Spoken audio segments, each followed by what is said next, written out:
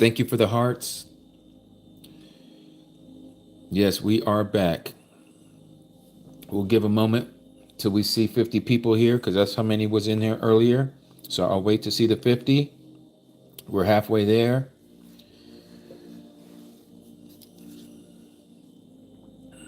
All right.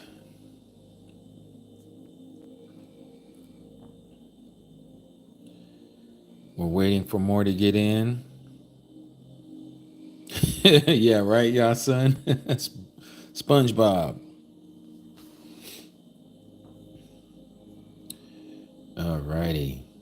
Yep, now we're at 32. You see me now, Quentin? Okay, perfect. Yes. You know, it's kind of weird, but I kind of like this YouTube. It's very clear. I just got to get oriented with this thing. Hi, Cody, Veronica, and Swank Swank. Shabbat Shalom to both of you down there in Palm Springs, California. Christopia, nice to see you here. Yes, you found us. Hallelujah. It is weird, Tracy. I know it's weird. Yeah, the chat seems to be really quick. It pops up on my end anyways. It pops up very fast.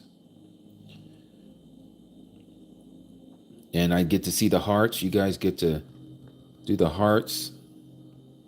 It even allows me to hit the screen where I want the camera to focus, kind of like if you're taking a picture, because sometimes it can get out of focus.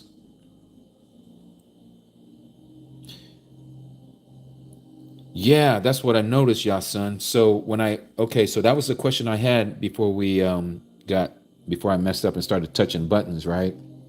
I got the green screen. So I got my answer, which is beautiful. When we get done with the live, it automatically processes the live and it uploads it onto this channel.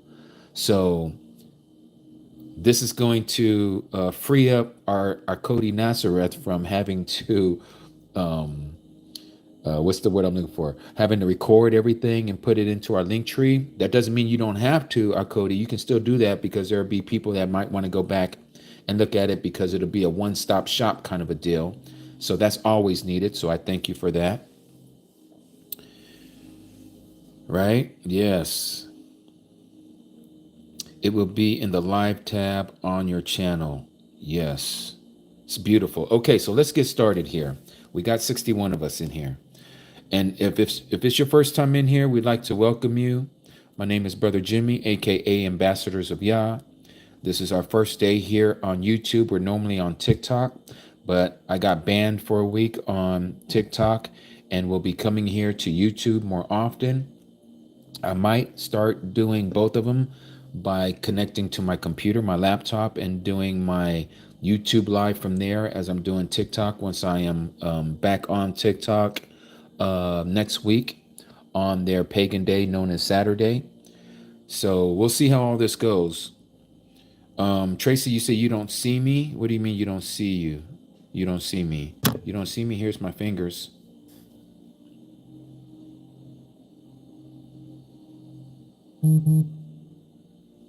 Is it 144 peep for y'all? What does 144 peep mean? E46, nice to see you here. Are we having some technical issues? Is that what's going on before we get going?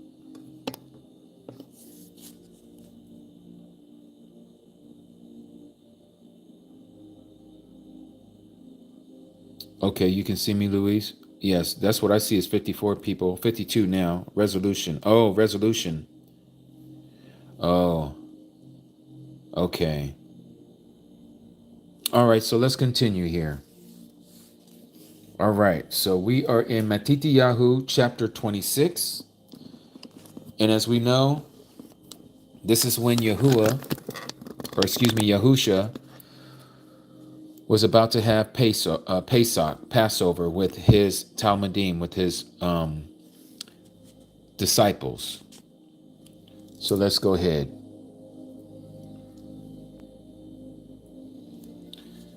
Verse 17, and it reads, on the first day of unleavened bread, the taught ones came to Yahusha, saying to him, where do you wish us to prepare for you to eat the Pesach?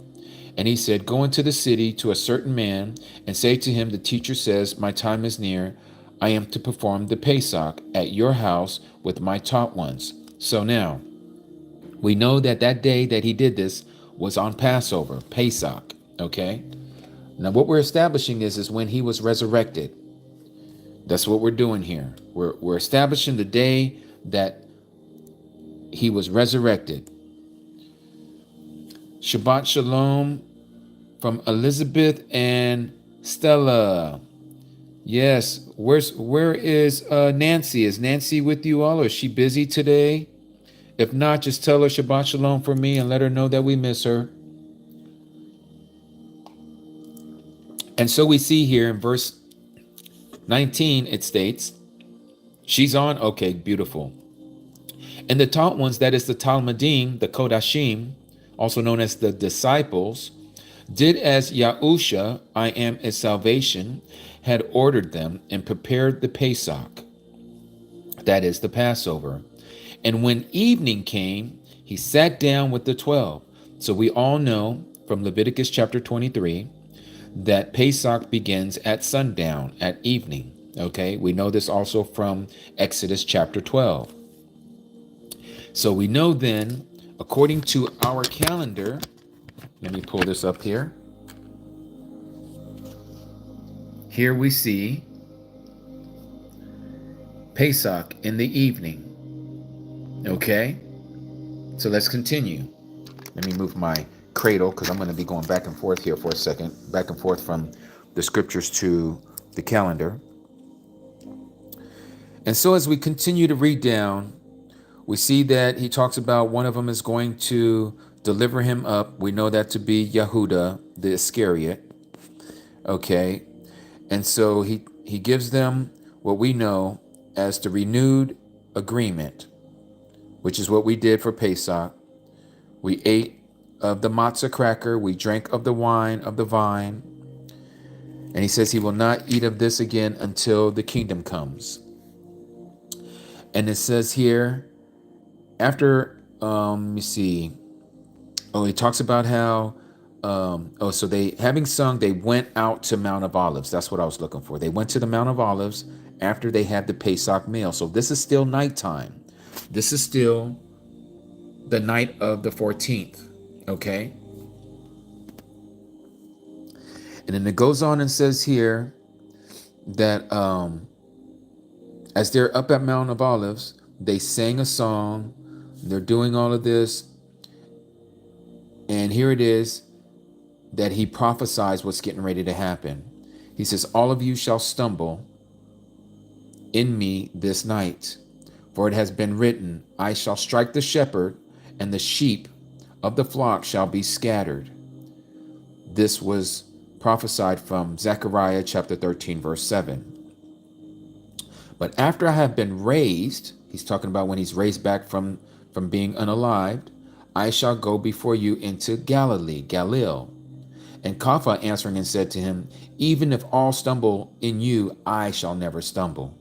And Yahusha said to him, truly I say to you, that this night, before the cock crows, you shall deny me 3 times. Notice he says this night, so we still know it's the night of the 14th.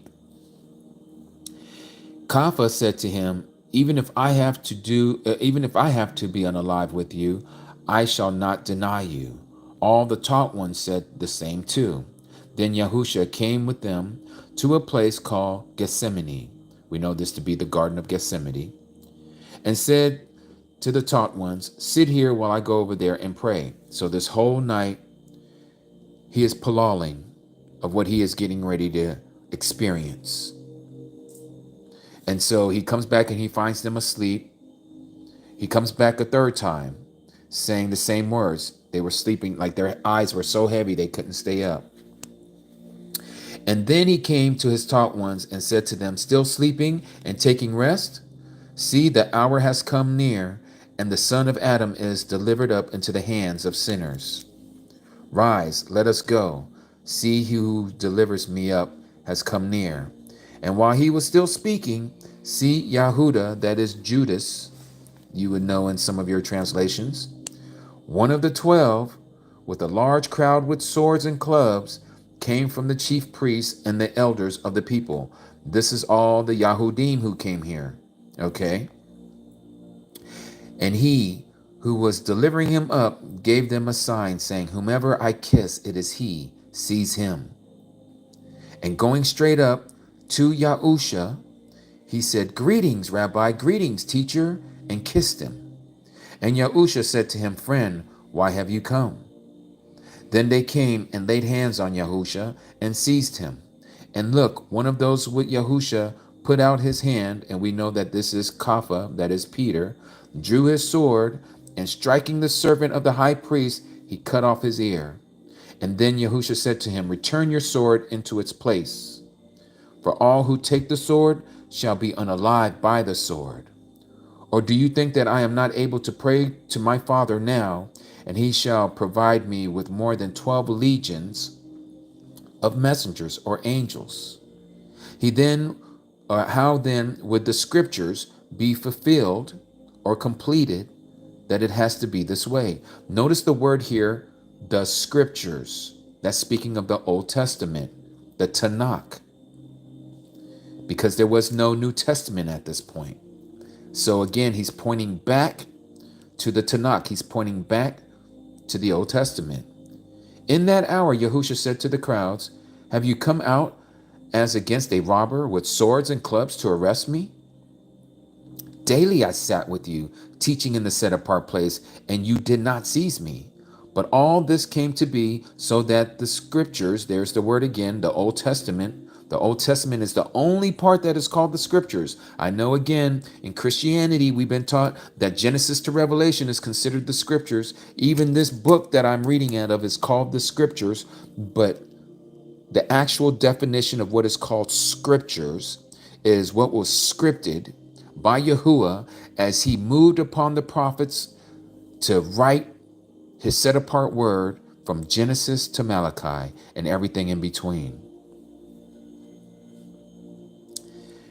And so it says, what the scriptures of the prophets might be fulfilled. Then all the taught ones left him and fled. So exactly what he said earlier, he says, I shall strike the shepherd and the sheep of the flock shall be scattered. This was fulfilled at that very moment. They took off running. They were scared. Even Kapha, the one that says that he wouldn't do it. Even if I have to die for you, Messiah, I will not leave you. I will be by your side. I will die with you. Pretty much is what he was saying. So it says, verse 57, and those who had seized Yahusha led him away to Kapha, the high priest. Your translation may say Caiaphas. So Kapha, the high priest, where the scribes and the elders were gathered together. So he is being brought to the Sanhedrin court. Again, this is all still the evening of Pesach, a Passover. The nighttime, the night portion. And it says, but Kapha, that is Peter, followed him, the Messiah, at a distance to the courtyard of the high priest. And he went in and sat with the servants to see the end. And the chief priests and the elders, let me move my book out of the way here so I can flatten out my scripture. The chief priests and the elders and all the council were seeking false witness against Yahusha to put him to death, but found none. Although many false witnesses came forward, they found none. But at last 2 false witnesses came forward. Now do any of you, and I know all of you know, that we are not to cast or to blame someone, false witnessing against someone, as it says in the 10 Commandments in Exodus chapter 20. And here it is, we have 2 that was found that brought up false accusations against our Mashiach. And it says, this one said, I am able to destroy the dwelling place of Elohim and build it in 3 days. That's what they're saying he said. And the high priest stood up and said to him, have you no answer to make? What do these witnesses say against you? But Yahusha remained silent. So the high priest said to him, I put you to oath, or he's pretty much saying, I'm making you swear by the living Elohim that you say to us, if you are the Messiah, the son of Elohim. Yahusha said to him, you have said it. Besides, I say to you, from now on you shall see the Son of Adam sitting at the right hand of the power and coming on the clouds of the Shamayim. Then the high priest tore his garments, saying, he has blasphemed. Why do we need any more witnesses? See, now you have heard his blasphemy. What was the blasphemy? What did he say? The question was, I put you to oath. Are you the Messiah, the son of Elohim? And Yahusha said, you have said it. And then he goes on to say, you will see from now on that the son of Adam sitting at the right hand of the power. This is in Psalm 110, verse 1. And coming on the clouds of the Shamayim, Daniel chapter 7, verse 13. We also know this in Hazon in Revelation chapter 1 and Revelation chapter 20. Then the high priest tore his garments. So here, what do you think? And they answering and said, he is liable to death, the death penalty, right? Then they spat on his face and beat him, and others slapped him, saying, prophesy to us, Messiah, Mashiach, who is the one who struck you? And Kapha sat outside in the courtyard, and a servant girl came to him, saying, and you were with Yahusha of Galilee. But he denied it before them all, saying, I do not know what you say. And as he was going out into the porch, another girl saw him and said to those there, and this one was with Yahusha of Nazareth. But again he denied with an oath, I do not know the man. And after a while, those who stood by came to him and said to Kapha, truly, you are one of them too, for even your speech gives you away. So he had it seems, a certain dialect that the Galileans had, like maybe someone who comes from Louisiana or from the South, and someone from the North, like from New York, would say, you sound like you're from the South. You sound like you're from Alabama or somewhere, Georgia.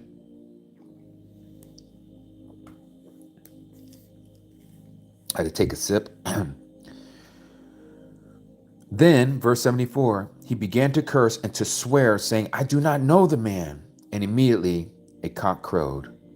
And Kapha remembered the word of Yahusha, who has said to him, before the cock crows, you shall deny me 3 times. And going out, he wept bitterly. Now notice what verse 27 says, chapter 27, verse 1, And morning having come, all the chief priests and elders of the people took counsel against Yahusha so as to put him to death. Notice it says morning. Now this brings us to day 15. It's the first day of unleavened bread. This is the time of what we know as the preparation day for the high Sabbath. And so we're going to skip some of this. We know what's going on here. They want to take him before Pontius Pilate. And Pontius Pilate sees that there's nothing wrong with him. He doesn't know what's going on. Why do they want to so-called put this man on a stake, or as they like to say, crucify the man? And so they released Barabbas, who is called Messiah, Barabbas or Yahusha, who is called Messiah. And it says, for he knew that because of the envy, they had delivered him up.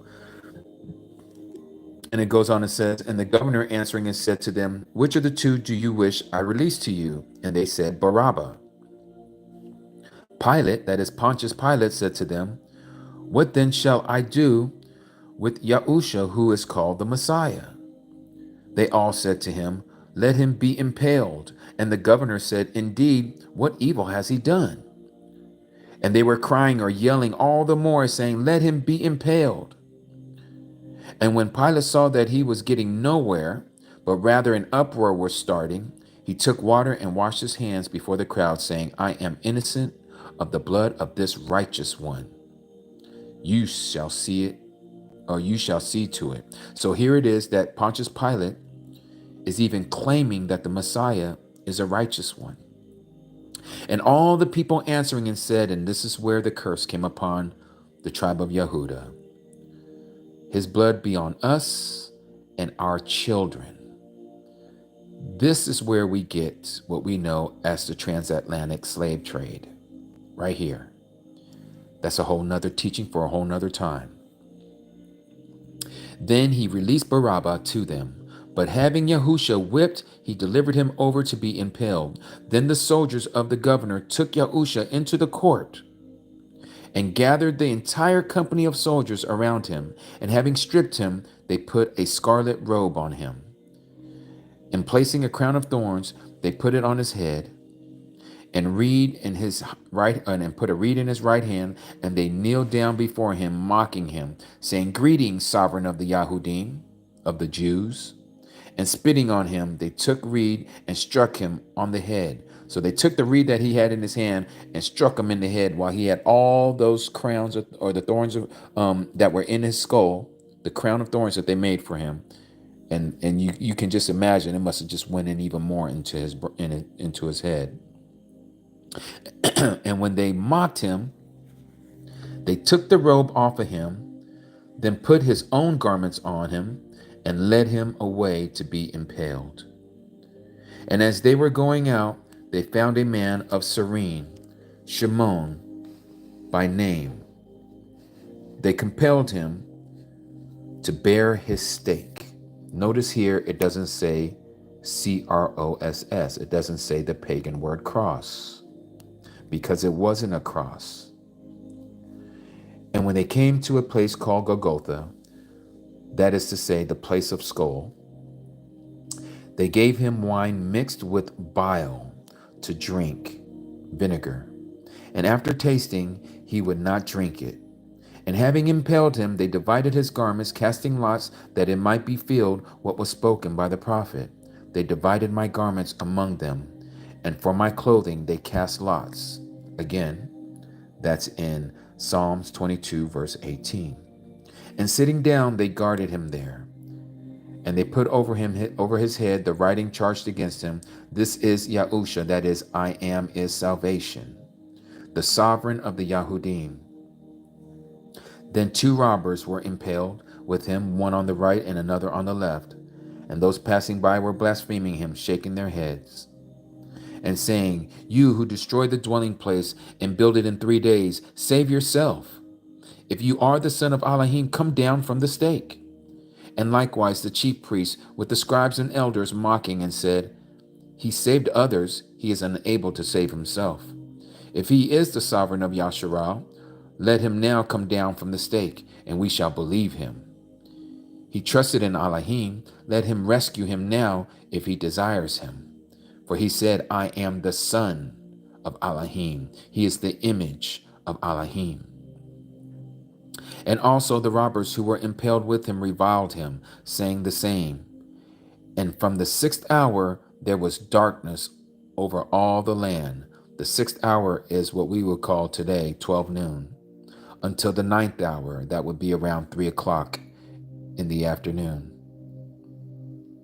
And about the 9th hour, Yahusha cried out with a loud voice. Let me back up. I said that wrong. Let me go back. So the 6th hour, 6th would be the 12. And then the 9th hour, the 9th hour would be 3 o'clock. That's right. So about the 9th hour, Yahusha cried out with a loud voice, saying, Ali, Ali, lama sabatini, that is, my mighty one. Why have you forsaken me? Some of those standing there, having heard, said, this one calls Eliyahu. And if you know, Eliyahu in Abrit in Hebrew means, my mighty is Yahu, or my mighty one is Yah. That's what Eliyahu means. And immediately one of them ran and took a sponge and filled it with sour wine and put it on a reed and gave it to him to drink. But the rest said, leave it, let us see Eliyahu come to save him. And Yahusha cried again with a loud voice and gave up his spirit. And see, the veil of the dwelling place, that is the temple, was torn in two from top to bottom, and the earth was shaken, and the rocks were split. I think you guys can see probably better this way. And the tombs were opened, and many bodies of the set apart ones who had fallen asleep were raised. Now, there has been contention of people who talk about this passage here as if the first resurrection has already happened. That is not the case. These people were raised. It doesn't say that they died again, but I believe this is exactly what happened as it was with Lazarus. Lazarus was in the grave for 4 days. 4 days Lazarus was in the grave. And he brought him back up. Yahusha brought him back up out of the tomb. Here it is, we're seeing the same thing. And coming out of the tombs after his resurrection, they went into a set apart place, or the set apart city, and appeared to many. Now it says here that they were set apart ones, Kodashim, saints that had fallen asleep. I don't know if that's talking about others. And again, there's contention about this verse. There are those who believe that this is talking about the saints like Abraham, Isaac, Jacob, the 12 sons of Jacob. I don't know. I can't speak on that matter. All I know is this is what it says here. Who are these set apart ones? I have no idea. Other than that they were set apart. They were clean. Did they die again? Most likely so. Because again, the Messiah is the first one. He has to be the first to be resurrected. But here it says this. If you continue to read, it says, and the tombs were opened, many bodies of the set apart ones who had fallen asleep were raised, and coming out of the tombs after his resurrection. The way that this reads, it almost sounds like it happened immediately at that point. Okay, it didn't happen at that point. It didn't happen when the rock split and the veil was ripped in two. This happened when he was resurrected. After his resurrection, they went into the set apart city and appeared to many. So the son of Yahuwah was resurrected first, and then these set apart ones who had fallen asleep were raised. You see that there. And they appeared to many. So now, we know that he hasn't resurrected yet. This was just a parenthetical pause, if you will, that was being told when these people were resurrected. Okay? So it goes on and says in verse 54, and when the captain and those with him who were guarding Yahusha saw the earthquake, and all that took place, they feared exceedingly, saying, truly, this was the son of Elohim. And many women who followed Yahusha from Galilee, attending him, were there watching from a distance, among whom were Miriam from Magdalene, and Miriam, the mother of Jacob, and Joseph, and the mother of Zebedee, the sons. And when evening came,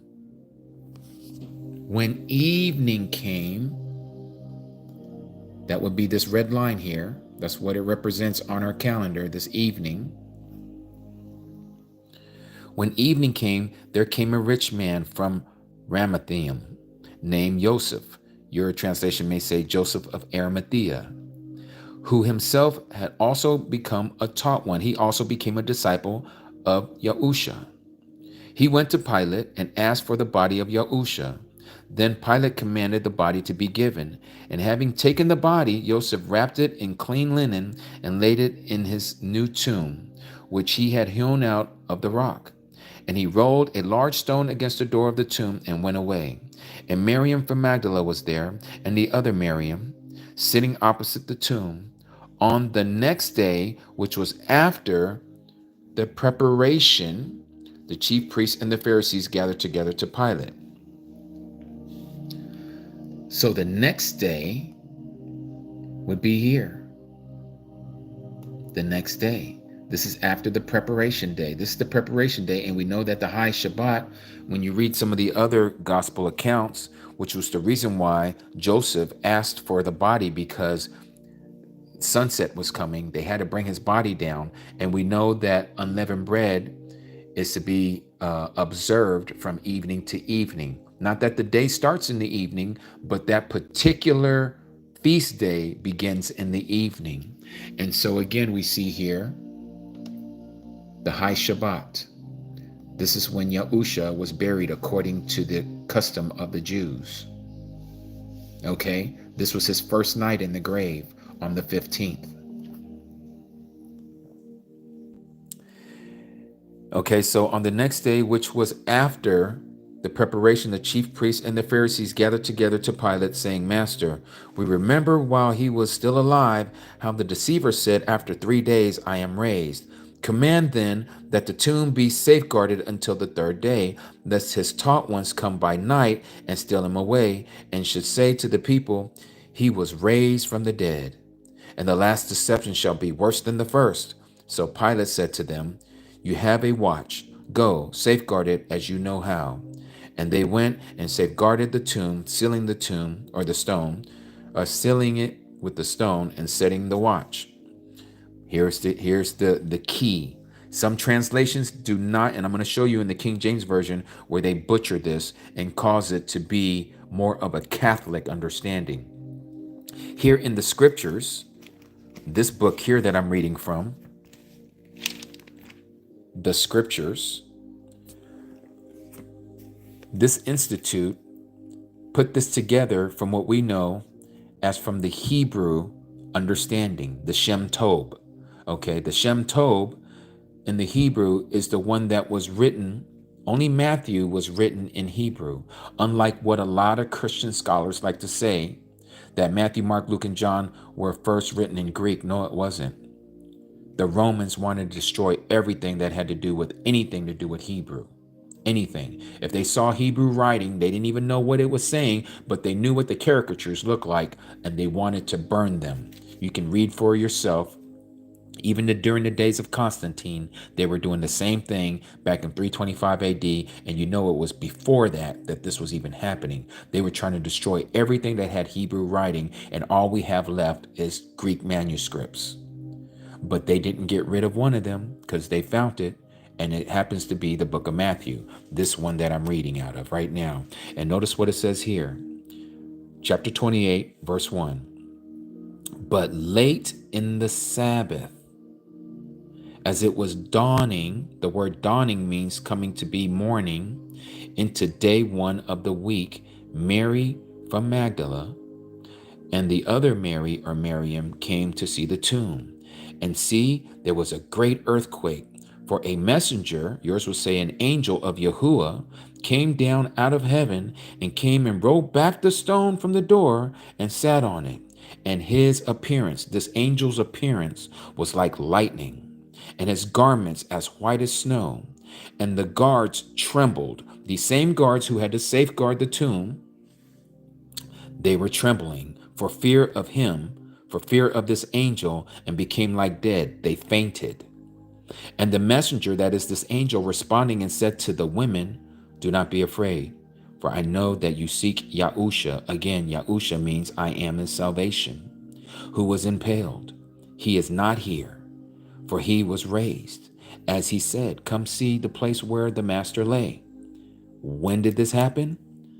Late in the Sabbath. We know that each day begins at sunrise. We see here the Sabbath, Shabbat. Today is April 6th. Today is our Sabbath, not because it lines up with the Christian so-called Sunday Sabbath. It just so happens to be that way this year, according to the calendar, because of the equinox, the spring equinox, because we don't follow the Gregorian calendar given to us by Rome. We follow the calendar that was given to Enoch by Yahuwah, the Creator.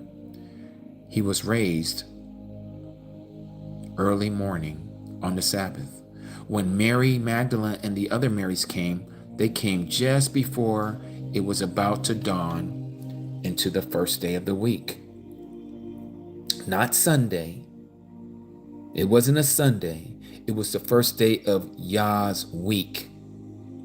Okay, we know we have this mindset of this Gregorian calendar, and that's what screws a lot of us up, because that's what we have been accustomed to. We've been raised to follow a Sunday, Monday, Tuesday, Wednesday, Thursday, Friday, Saturday calendar count. But that is not the case. Just like he says on the first day, he said, let there be light, and there was light. The second day, what did he say? He said he let the waters separate from the waters, and he created a firmament, and so on and so forth. So here it is, on the seventh day, the Messiah came up out of the grave. Just like he told, what's her name, Martha, about Lazarus, how he was going to raise him up in the last day. At the last day. He says that he would rise on the third day. Well, this is the third day from his so-called crucifixion, as they were saying in Christendom. Here it is. We just went through all of this. He had Pesach with his disciples, just like we read in Matthew chapter 26. He fulfilled the law to a T. He kept it at evening. We saw that here. Chapter 26. Right there it says, and when evening came, he sat down with the 12. He had the Pesach with them when evening came. Okay? He was arrested that same night, and he was brought before the Sanhedrin court the very next day. We read here in chapter 27, the next morning having come, the chief priests and the elders took counsel against him, so to put him to death. And they delivered him to Pontius Pilate, the Roman governor. They brought him there to him. That was the next day in the morning, because they dealt with him all night. And then that morning they brought him to Pontius Pilate. Pontius Pilate dealt with him before all the Yahudim, the Jews. And they said to impale him, let his blood be upon us and our children. And then he gave up his spirit, his ruach, right around 3 p.m. They let him stay on that stake until evening. Joseph of Arimathea came and asked for the body to put him in the tomb. This was the first night in the grave. He said, 3 days and 3 nights, no sign shall be given unto you except for the sign of Jonah. As Jonah was in the belly of the whale for 3 days and 3 nights, so shall the son of Adam also be in the belly of the earth for 3 days and 3 nights. Here's the first night. Here's the second night. Here's the third night. Let's go back. Remember, this is the first night. Here's the first day. Here's the second day. He would rise on the third day. This is not a Sunday. This is not the pagan Roman belief system called worshiping of the sun, what we know as Christianity. This is of the way. This is what was spoken from the very beginning. He was to rise on the Sabbath day. His body was not to rest on the Sabbath, just like we're not going to rest in the grave on the Sabbath. We're going to rise on that Sabbath millennium, the 1,000 years of peace. He is the head, we are the body. This parallels with the prophecy. This is why we can see here, let's go to the book of John, chapter 6. Let's read this here, this account. All that the Father, this is verse 37, chapter 6 of John. All that the Father gives me shall come to me, and the one who comes to me I shall by no means cast out. Because I have come down out of the Shama, out of the heaven, not to do my own desire, not my own will, but the will or the desire of him who sent me. This is the desire of the Father who sent me, that all that he has given me, I should not lose of it, but shall raise it in the last day, singular. The last day. What is the last day of the 7 yoms? Yom meaning day, 2, 3, 4, 5, 6, 7th. It's the Shabbat. That's when he was raised. We shall also be raised like the head was raised. If we're his body and he's the head, and he was raised on the 7th day, we shall also be raised in the 7th millennium. And so it goes on and say in verse 40, and this is the desire of him who sent me, that everyone who sees the Son and believes in him should possess everlasting life. And I shall raise him up or her up in the last day. He says it again. Therefore the Yahudim were grumbling against him, because he says, I am the bread which came down out of heaven. And they said, is not this Yahusha, the son of Joseph, whose father and mother we know? How is it then he says, I have come down out of Shama, out of heaven? Then Yahusha answered and said to them, to this Yahudim, to these religious folks, do not grumble with one another. No one is able to come to me unless the Father who sent me draws him or her. And I shall raise him or her up in the last day. He says this 3 times right here in this short amount of verses. It has been written in the prophets, and they shall all be taught by Yahuwah. Everyone then who heard from the Father and learned, let me ad lib, from the Father, comes to me. So we see again, the last day. A day equals 1,000 years, and 1,000 years equals a day. 1,000 years, 2,000 years, 3,000 years, 4,000 years, 5,000 years. We're now in the 6th day. He is perfecting man through the Ruach HaKadosh, symbolically speaking, and we are about to cross over the Jordan, symbolically speaking, and we are going to be resurrected on the last day. Just like the Messiah did. He wasn't raised on no first day of the week, just like we read here. Before I go there, let me show you this one more here. He who eats my flesh and drinks my blood possesses everlasting life, and I shall raise him or her up in the last day. He says it 4 times in chapter 6 of John about this last day. And so when we go back here to Matthew chapter 28, and we look at this again,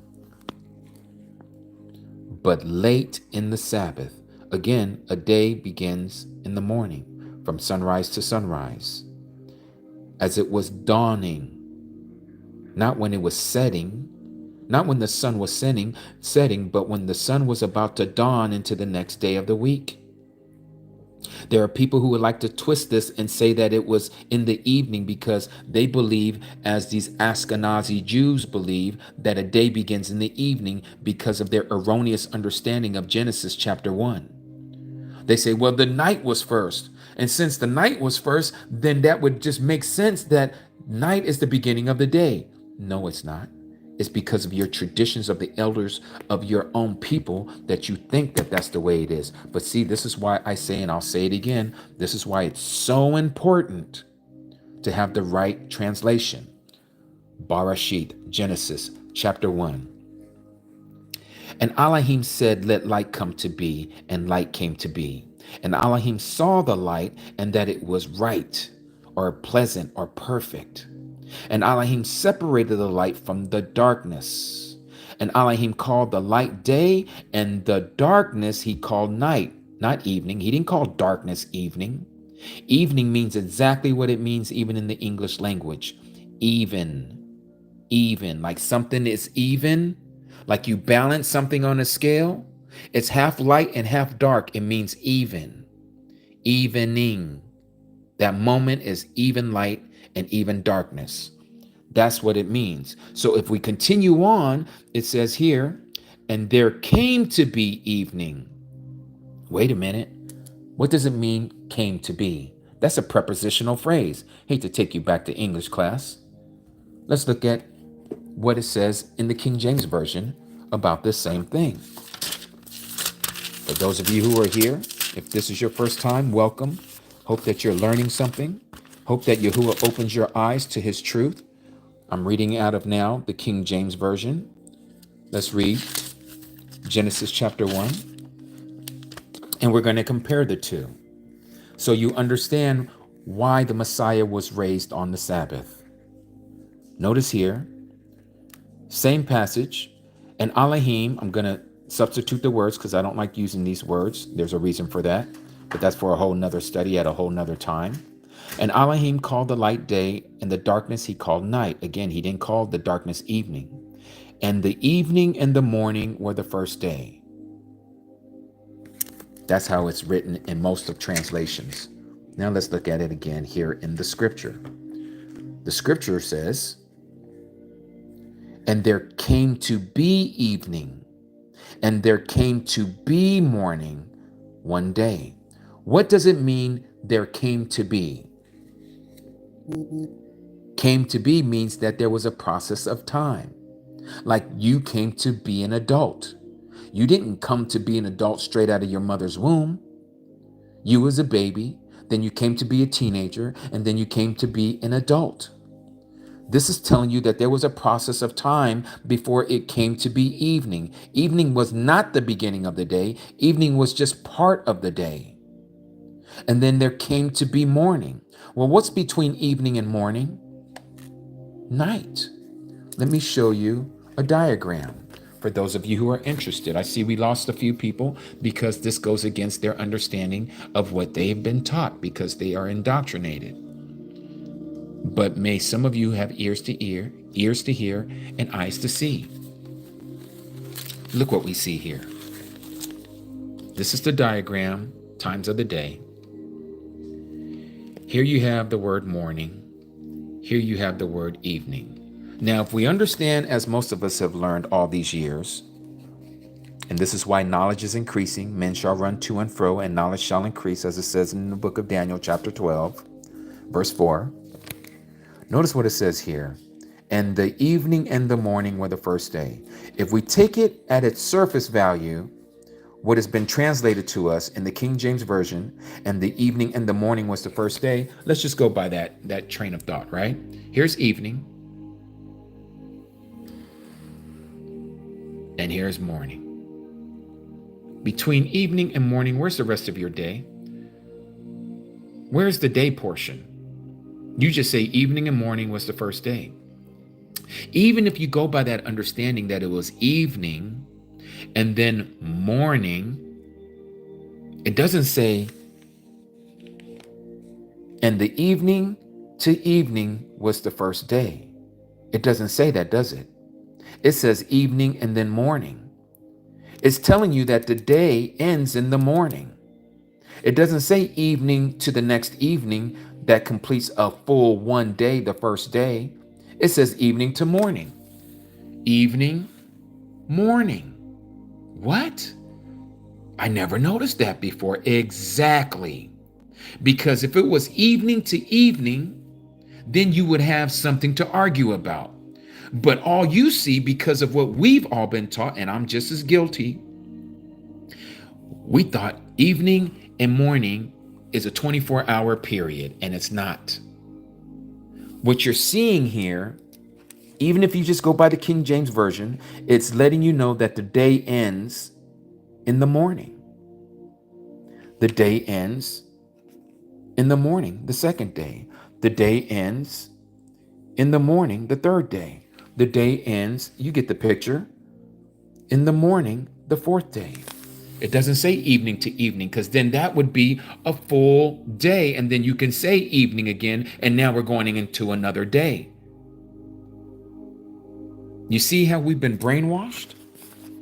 So let me show you again how it should have been translated, and that's how this is translated in the scriptures, Hebrew to English, word for word. He called the darkness night, and there came to be, again, a process of time. There came to be evening. So let's just think for a moment. All of a sudden, imagine my hand being darkness. Just like it says here in the beginning. And the earth came to be. Oh, that's a whole nother thing. We'll have to talk about that. But I'm just going to say this. In the beginning, Elohim created the heavens and the earth. That's a blanket statement. It's telling you this is how the creator, Elohim, created the heavens and the earth. In the beginning, he created the heavens and the earth. That's when he did it. He did it in the beginning. He didn't do it at the end. He didn't do it in the middle. This is how it began. This is the history of the heavens and the earth. And the earth came to be formless. What does it mean it came to be formless? That means that the earth wasn't always formless. That means that the earth wasn't always empty. That means that the earth wasn't always in darkness. What? Yes. And the earth came to be formless and empty, and darkness was on the face of the deep. Darkness, not evening. Not evening. If you want to make an argument that the day begins in the evening, you have a dilemma here. Darkness. Okay, let's say that it started at midnight, like the Catholics like us to believe, right? The next day is at midnight. So we go from one day to the next day. Up it's midnight now, we go to the next day on the calendar, which has got us all screwed up as another way. The earth came to be formless. It was dark, nothing. And then he said, let there be light. Bam, daytime. Can you imagine this light? We know it's not the sun. It's him, because the sun and the moon and the stars weren't created until the fourth day. There it is right there. Day 4. And Elohim said, let lights come to be in the expanse of the heavens, and separate the day from the night, and let them be for signs, appointed times and days and years, and let them be for lights in the expanse of the heavens, to give light on the earth. And it came to be so. And it says that he made 2 great lights. The greater light, we know that to be the sun, to rule the day, and the lesser light, we know that to be the moon, to rule the night, and the stars. So what was this light on the first day? It was him. It was our Messiah. Because remember, everything was created for him and by him. He created all things. I know this sounds like I'm going on a different tangent, but I have to lay down this foundation so you understand that the Messiah was raised on the Sabbath day. Let's go to the book of John. Very first chapter. You guys all know this by heart. In the beginning, sounds just like Genesis, doesn't it? Was the Word. And the Word was with Elohim. And the Word was Elohim. He was in the beginning with Elohim. And all came to be through him. Through who? Through the Son. And without him, not even one came to be that came to be. Who's the not even one? That means not even one thing came to be that came to be. We're talking about a blade of grass. We're talking about one drop of a rain. We're talking about the most minuscule thing, an atom. Nothing came to be. Not one thing came to be except he made it. And notice that it says here in the verse 5, and the light shines in the darkness. Here it's giving you a clue about Genesis, about that first day. And the darkness has not overcome it. It couldn't comprehend it in some of your translations. And it says this, verse 7, this one came for a witness, Yohanan, that's John the immerser, John the Baptist, to bear witness of the light. Notice the word light is capitalized, that all might believe through him. He, meaning John, was not that light. He was not the creator. He was not that light at the beginning in Genesis chapter 1 on day 1, but that he might bear witness of that light. What? Yes. Back to Genesis chapter 1. He was that light. Let light come to be, and light came to be. First day. It was like he was going through and looking over the earth that was flooded with water. That's what it says here. And the spirit of Elohim was moving or hovering over the face of the waters. Did you know that that was the first flood? Noah's flood was the second flood. That's why he told Noah, I shall never destroy the earth again by a flood. And he gave him a promise, a rainbow in the sky, as an agreement, a contract that he will never destroy everything that walks the earth and has breath in its lungs ever again by water. Why? Because he did it before. This was the first flood. It came to be formless and empty, meaning that it was the opposite. The earth had form. The earth was not empty. The earth was not in darkness. The earth had light because he gave it the light. Where did this darkness come from then? Satan. Satan brought forth this darkness. Yahuwah had to separate these 1/3 of the angels from his abode, from his dwelling place. He kicked them out of the mountain of Elohim, from his kingdom. He put them in this dark abyss. And it was in that dark abyss that he created what we know today as earth, because the earth had life before on it. These angels were dwelling on this earth. They were in the Garden of Eden. Don't believe me? Let me take you. Ezekiel 28.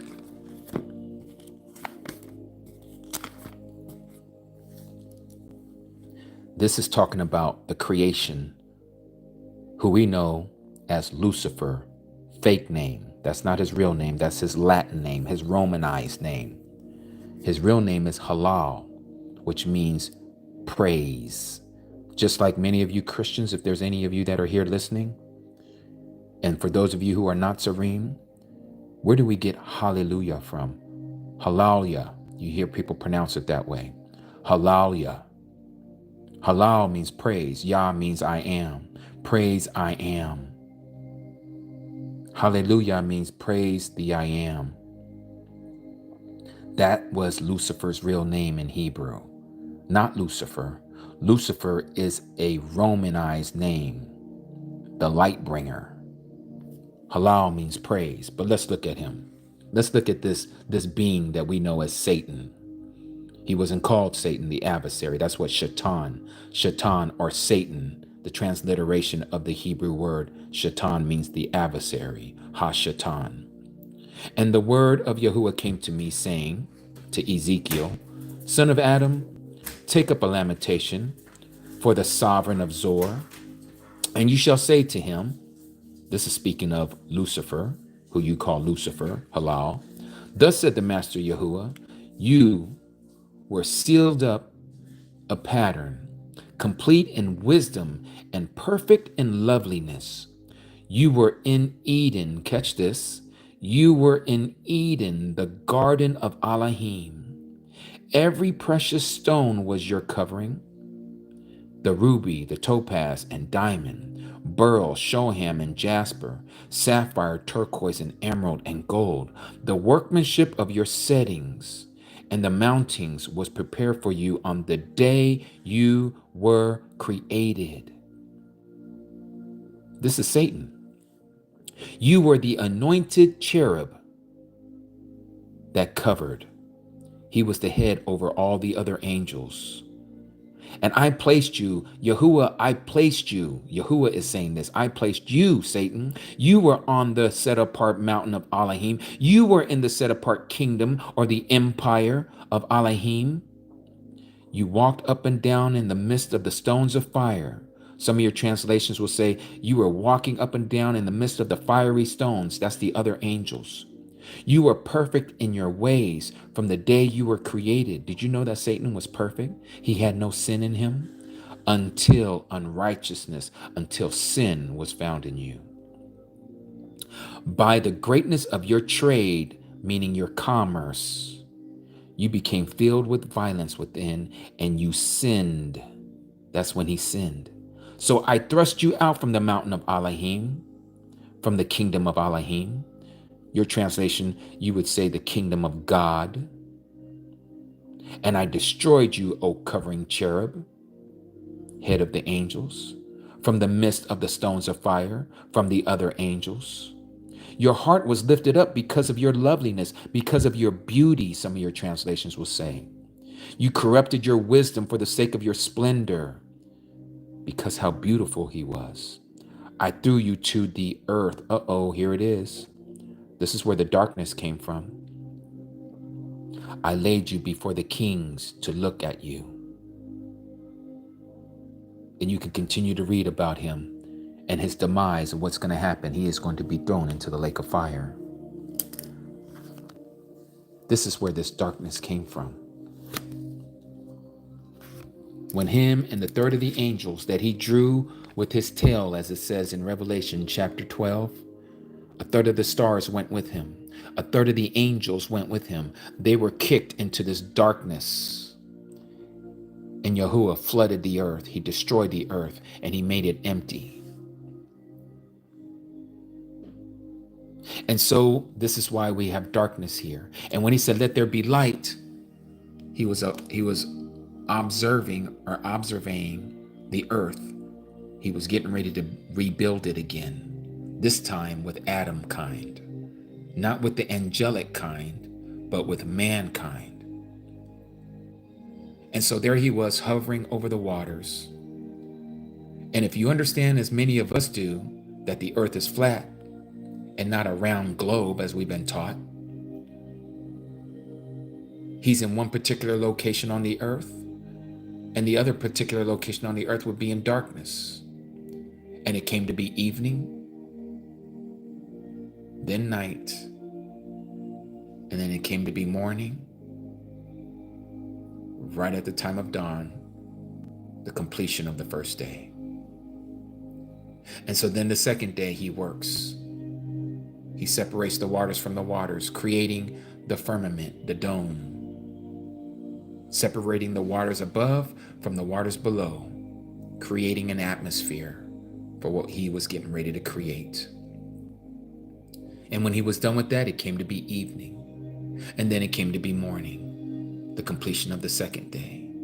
And so it is with us. When we wake up, unless you work like a lot of us do in this Babylonian system, you may work a different shift, an evening shift, a graveyard shift. But if you work the normal daytime shift, according to the way that we're supposed to live, you would wake up in the morning just before the crack of dawn, like farmers and shepherds do, and you would go do your work during the day.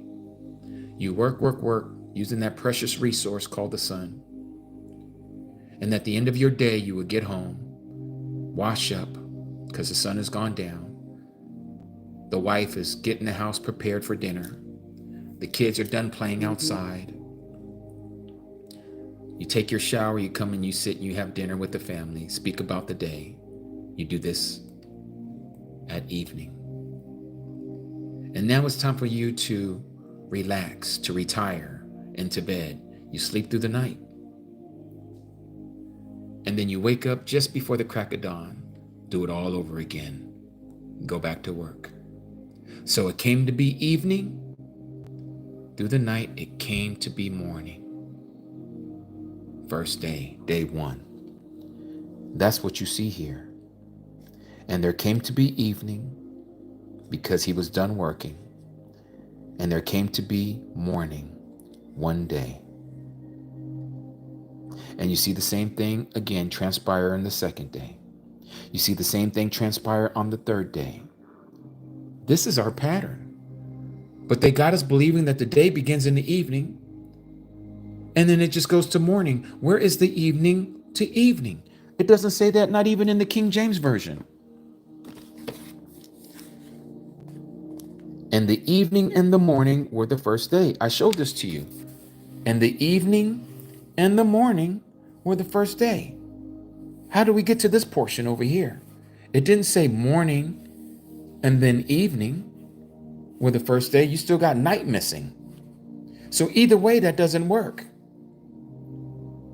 But you notice that it always ends in the morning. Every day ends in the morning. So that tells you that the day does not start in the evening, because each one ends in the morning. Every day that is completed and compiled as one day is the morning. Morning. Morning. It says it over and over again. Morning were the fourth day. Morning was the fifth day. So now let's get to the Sabbath, the seventh day.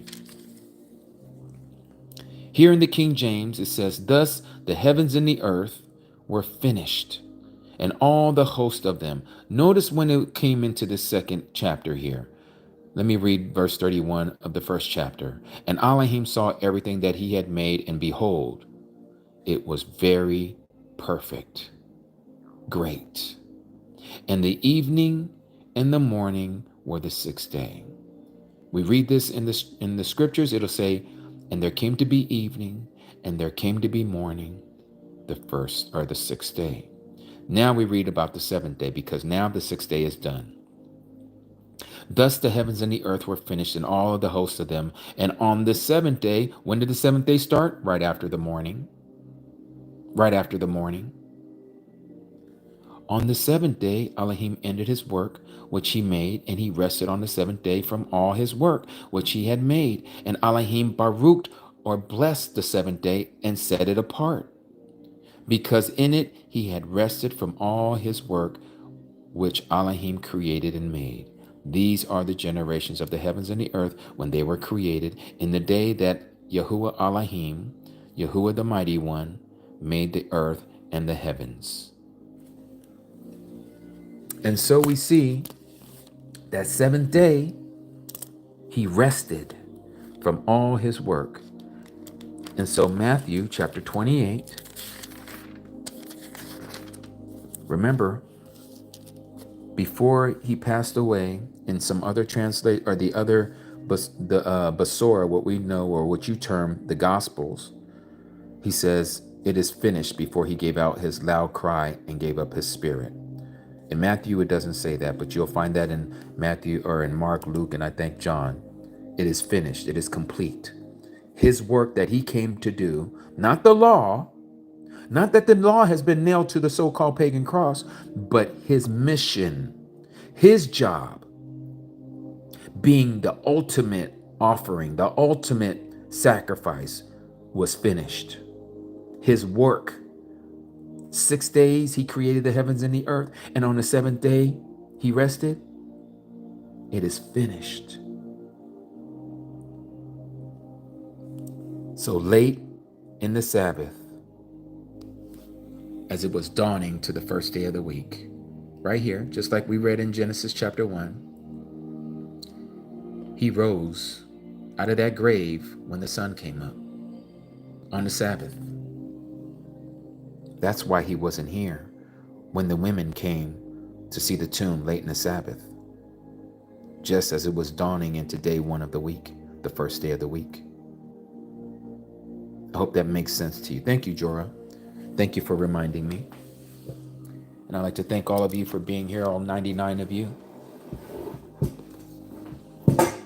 But this is why we have been lied to about the calendar. Let me bring up the calendar again. Oh, that's the wrong one. Where is my calendar? There it is.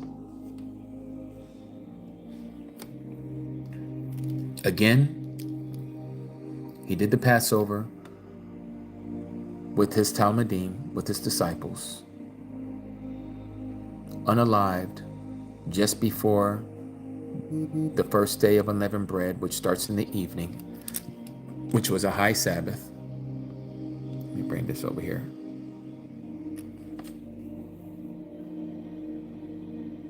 They put him in the grave because Joseph of Arimathea asked for his body. This was the first night in the grave.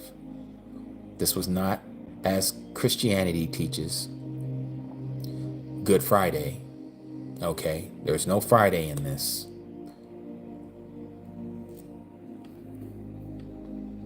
And here he is, day one in the grave. Second night in the grave. Second day in the grave. Third night in the grave. Third day, he said he would rise again. And that was on a Sabbath. You will not see this in Christendom because the Christians don't keep the feast days.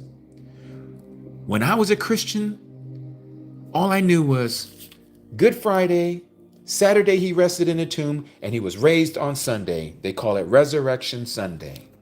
How many of you know that?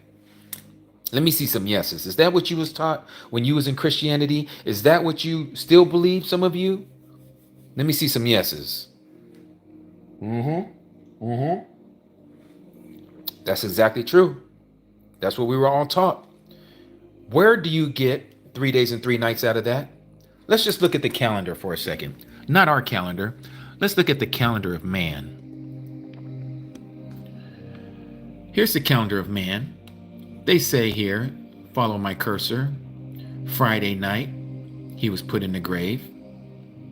Then you have Saturday, so you have 1 day and 1 night. So that's 1 night here on Friday, 2nd night here on Saturday, but you only have 1 day, and then 2 day. So he only had 2 days and 2 nights, and then he resurrected on that same day called Sunday. Really? How does that make sense? But we don't question it. We just sit there and let Christendom, who changed everything that we are supposed to believe in, and have us believing what they want us to believe. Because they are sun worshipers. They believe in soli victus. I've shared with you guys before how we have been taught through this whole Council of Nicaea that we are to celebrate Jesus Christos, Jesus the Christ, Isa, as they say in Arabic, that he is the one that we're to believe in, and that he is the one that was raised from the grave on a Sunday. And here it is when April 20th comes. Let me pull that up again, because I believe that's when it's going to be. Yes, April 20th this year is Easter. Who says that that is the day? And who made Easter in substitute of the Passover? It wasn't us. It wasn't the Creator. The Creator said, these are my appointed days. These are my high days. But you see, in Christianity, we didn't understand this stuff because we were being taught the traditions of the elders, of our forefathers. It's a Roman religion. It is not the religion that was given to Abraham, Isaac, and Jacob and the 12 sons, and then was passed down to Moses, and Moses taught the 12 tribes of Israel, and that we were supposed to keep until the son of Adam would come, who we know as the Messiah, and who would be unalived on our behalf for the remission of sin, so that when we do break the law, his blood would cover us, because he did not want our sins to be covered by the blood of lamb, bulls, and goats. There would not be enough lambs and goats to go around to cover everybody's sin on this earth.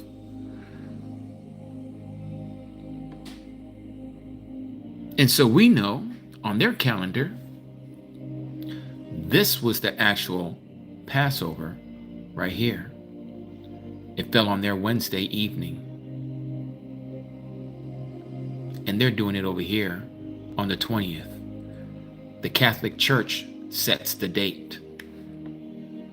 After spring equinox and the full moon, they say this is it right here, that next Sunday. It's always going to land on a Sunday. Isn't that amazing? Why does it always land on a Sunday? Because again, they're sun worshipers. They had us being sun worshipers. Nowhere in Scripture are we told that the 4th commandment, which we can find in Exodus chapter 20, are we told to change the Sabbath day. Remember the Sabbath day to set it apart. 6 days you labor, and you shall do your work. But the 7th day is a Sabbath of Yahuwah, your mighty one.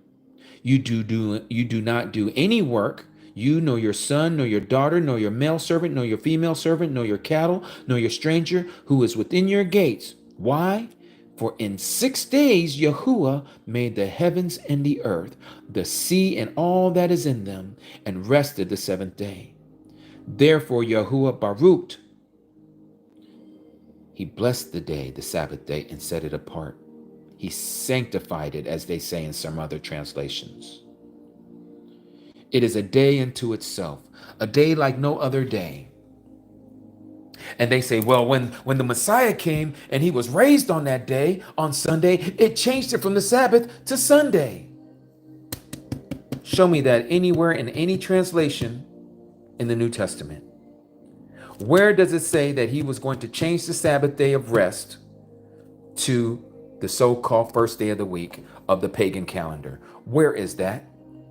I can show you where it comes from, but you ain't going to find it here.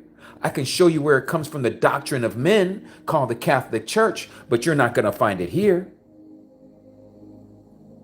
And when you question these things, some of the people, some of you that are listening to me right now, you get upset at people like me for bringing this truth out to you, but the Creator wants you to see it. He wants you to be in alignment with His word so that you can keep that Sabbath day along with Him and with the angels in the heavens. Did you know that the angels are also obeying the law of Yah?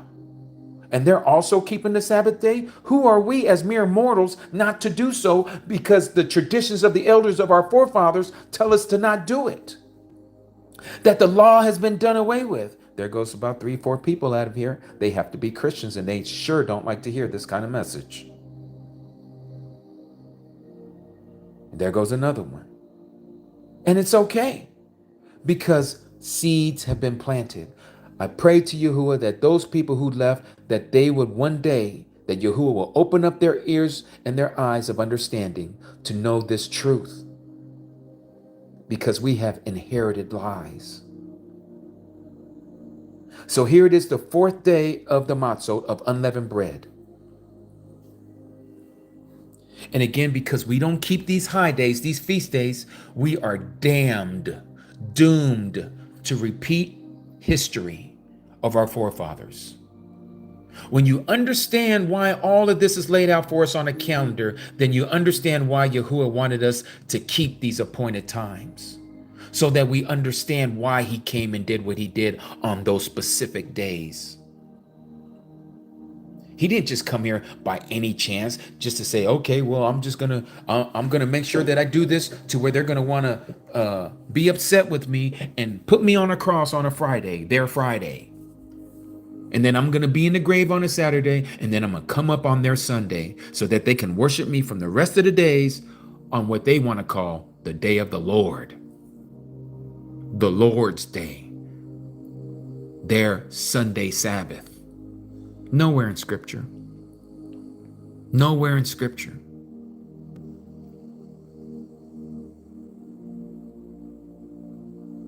And yet, some of us have a hard time with this, because we don't have eyes to see and ears to hear so that we may be saved. I was talking to Aki William and his Asha, his wife, Akodi Pamela. Are you guys here by any chance? If you are, can you let me know? I had a great conversation with them for about an hour today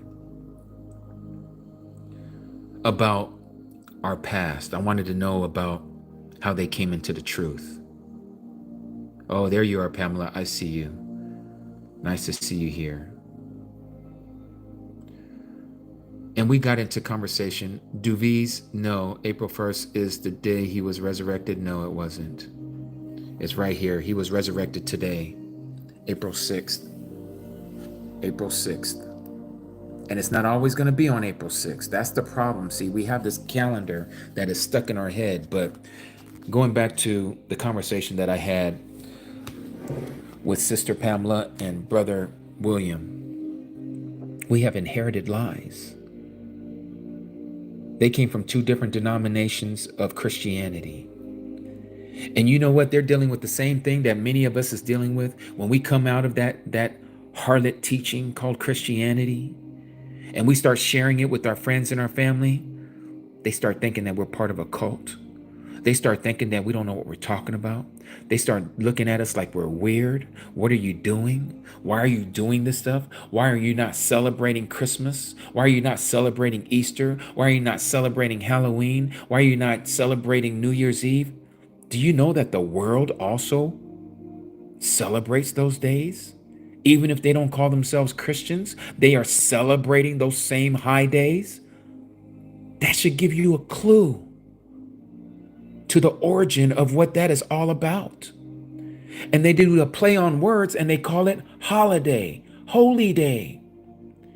Where does that word holy come from, even though it's the wrong word to use? Set apart day, a day that is set apart, an appointed day. But those aren't the appointed days of Yahuwah. Those are the appointed days of Satan. Satan put those days for us. Satan created those holidays for us.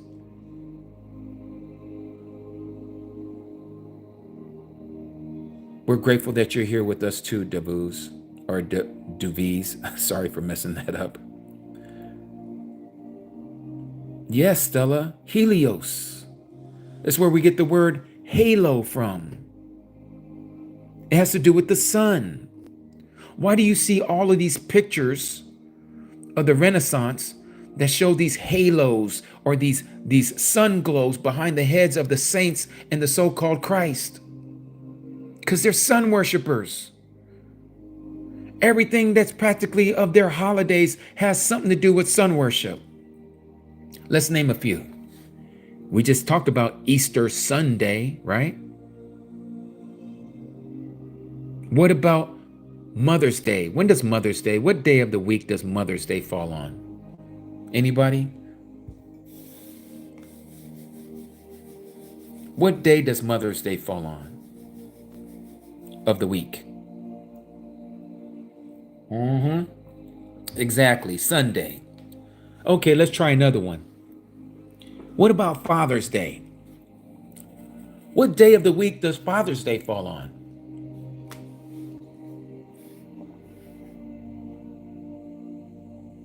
Exactly, Sunday.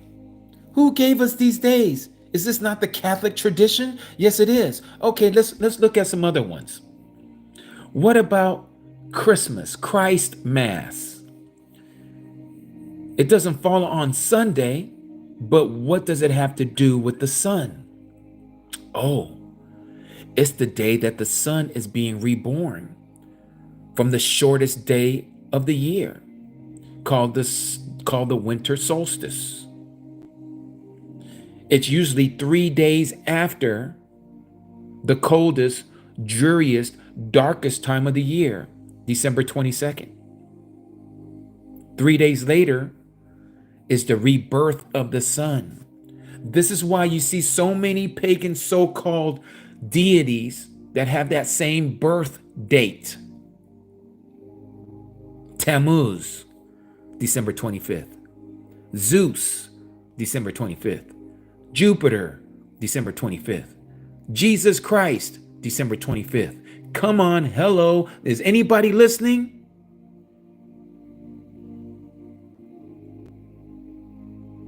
Look it up for yourself. This is when he was born, on this pagan deity birth date. And who gave it to you? The mother harlot, the mother church, called Christianity, Catholicism. A lot of you Christians, evangelical Christians, you say Catholics are not Christians. Excuse me, they're the ones who gave you the term called Christians. They were the first Christians.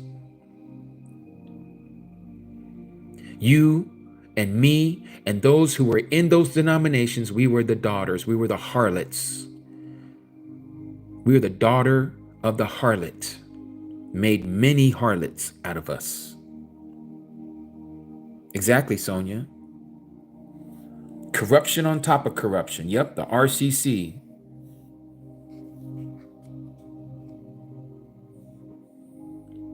This has got us so lost. We're gonna see what the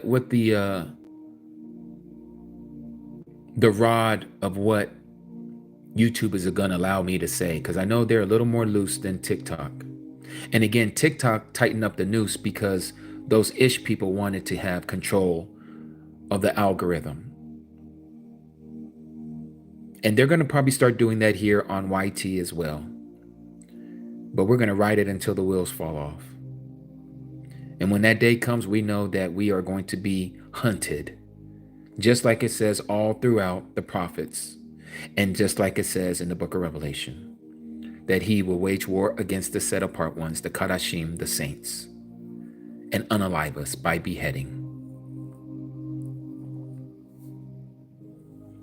And many of those of Christendom are going to be thinking that they're doing a favor, a service unto Yahuwah by turning us in and having us unalived by the system, because we would not comply nor lines ourselves up with their Roman certified sanctioned religion called Christianity anymore.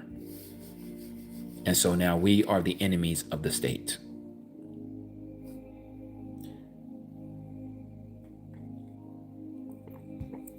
Yes, I would say the same, Pamela, for entertainment purposes only. This is why it is so important to know the calendar. This is why it is so important to know the feast days, the high days, the appointed days of Yahuwah. Because if you don't know it, look at Christendom. They got all of us believing, or had all of us believing, that Yahusha was raised on a Sunday, the day of the sun. Let me ask you a question. Does your birthday always fall on the same day of the week? Does your birthday fall on the same day of the week?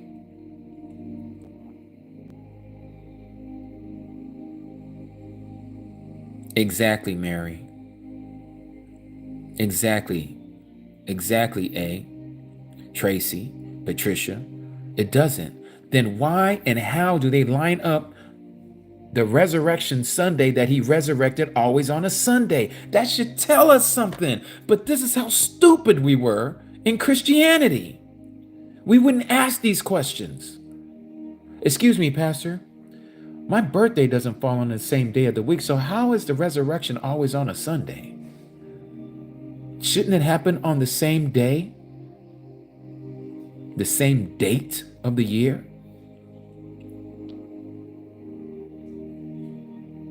Sonia, here's my email. Let me bring it up so you can see it, and I will send it to you. I got to figure out how to be able to post it. The only way I can do it right now is this way. And I even have to update this here to the 18th. But there is my email, ambassadorsofyah@gmail.com. Screenshot it, email me, and ask for a calendar PDF. Calendar PDF. And I will send it to you.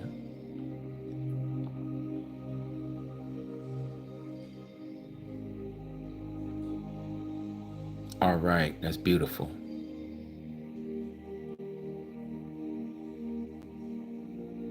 So, is there any questions or comments about what we studied so far today? About the rising of our Messiah, the high days, the feast days, or anything that you heard me talk about today?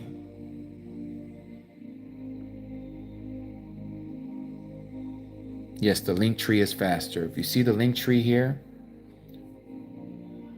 link tree at Natzareth, that would be quicker. You can get access not only to the calendar, but to a volume and volumes of information, thanks to our Cody Natzareth.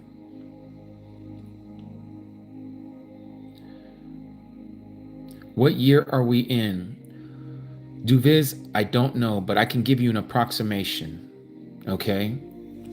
I can give you an approximation, and what I mean by that is this. We know that Adam, when he was born, or I should say when he was created, excuse me. Let me take you to the back of my scriptures here. It'll kind of give us a little timeline, but it's not complete, nor is it authoritative to say that it is correct. Okay?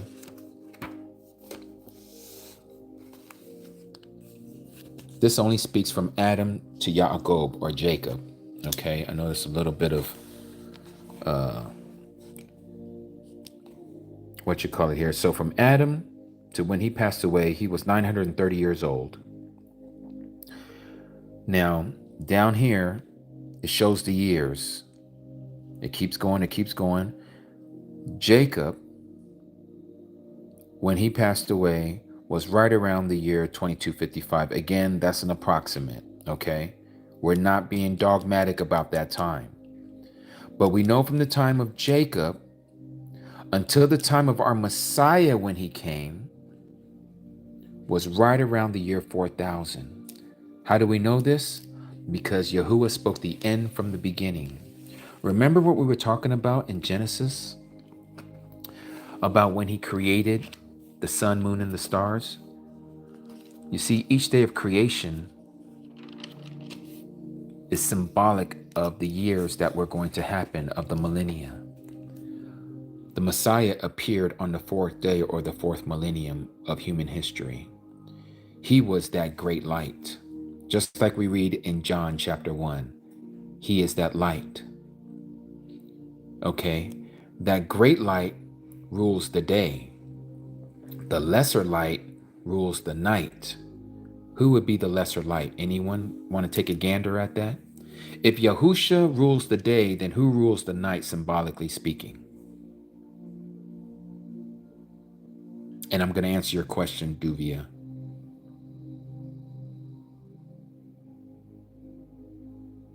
Exactly. Shaitan. Yes, halal. He is the one who rules the night. Okay? This is that separation, the light from the darkness. It's the same thing that we read in John chapter 1. What did it say here? And the light shines in the darkness, and the darkness has not overcome it. Some of your translation will say, and the light shines in the darkness, and the darkness did not comprehend it. Comprehend, like you understanding something. Okay? The dark side doesn't understand this kind of information. So as we go further into the days of the week, and a day equals 1,000 years, and 1,000 years equals a day, Duvia. And the Messiah showed up or appeared in the fourth millennium, the fourth day. The fifth day is when what? What happened in the fifth day? Birds in the air were flying, and the sea creatures were given to us. What did the Messiah say? He said to the disciples, I shall make you fishers of men. That was the fifth day. For 1,000 years, that was the beginning of what we know as spreading the great news. They were making fishers of men. Well, during that time, the sixth day, he also created the beasts. This is when we started getting governments. This is when we started getting, and I'm not saying that there wasn't governments back then, because there was a Roman Empire. But if you remember or recall in the book of Revelation, it talks about these beasts, right? These beasts represent these anti-messiahs, those who would claim themselves to be him. That was going on, and it's still going on here. We live now in the sixth day, coming up to the 6,000th year. Well, we know man, because we're all like brute beasts. We were created, or Adam was created, and we're being created right now. Elohim created the man in his image. In the image of Elohim, he created him. Male and female, he created them. What is being told to us here symbolically? This physically happened. Historical application, it really happened. But on the spiritual, prophetical application, what is happening? He's perfecting us. He says this work that he has began in us in Philippians chapter 1, verse 6, he shall complete it unto the perfect day of our Messiah, Yahusha. He's creating the perfect man right now. We are being perfected right now. We are about to become the true person, what this is speaking of when he says that he created us in his image and after his likeness. Let this mind be in you that is also in the Messiah Yahusha. Are you following me? We are almost getting ready to enter into the last day, the seventh millennium.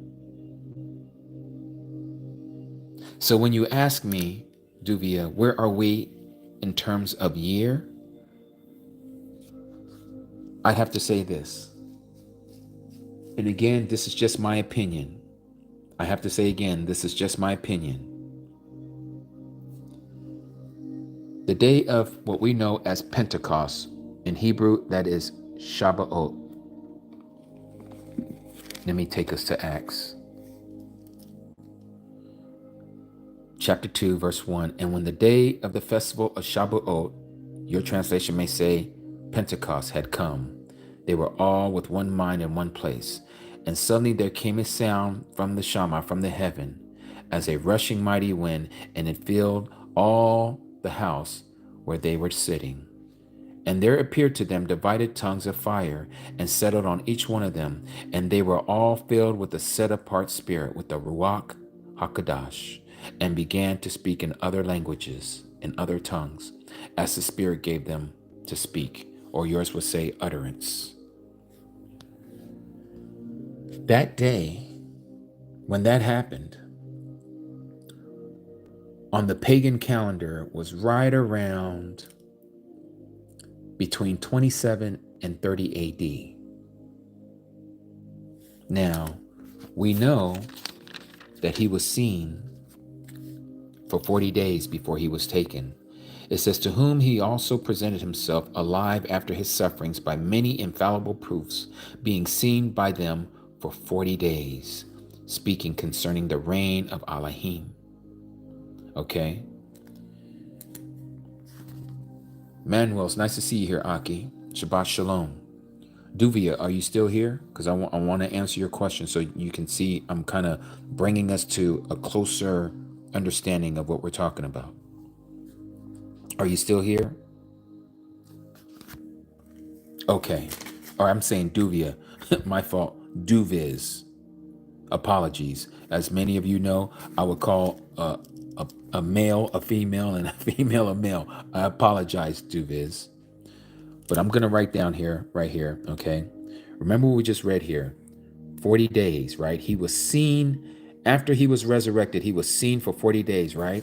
And then on the 50th day, this is why we call it Pentecost in some of your translation. Pentecost is a Greek word for count 50. Penta, 50, cost, like count. Like how much does it cost? How much does it count, right? Okay. I'm Fiona. Okay, Fiona, nice to meet you here. And Fiona, I would assume that you are a sister. Yes, Lester, you know what's happening here. We're getting close. We're getting close. Not quite the 7,000 years, but we'll get there in a second. We'll look into that, Lester, here in a second. So we have the 40 days here, okay? Okay, I'm glad to know that I got that right, Duviz, Fiona. So let me put here 40 days. Trying to write while I'm looking through my phone, so it's going to look a little sloppy. 40 days after resurrection.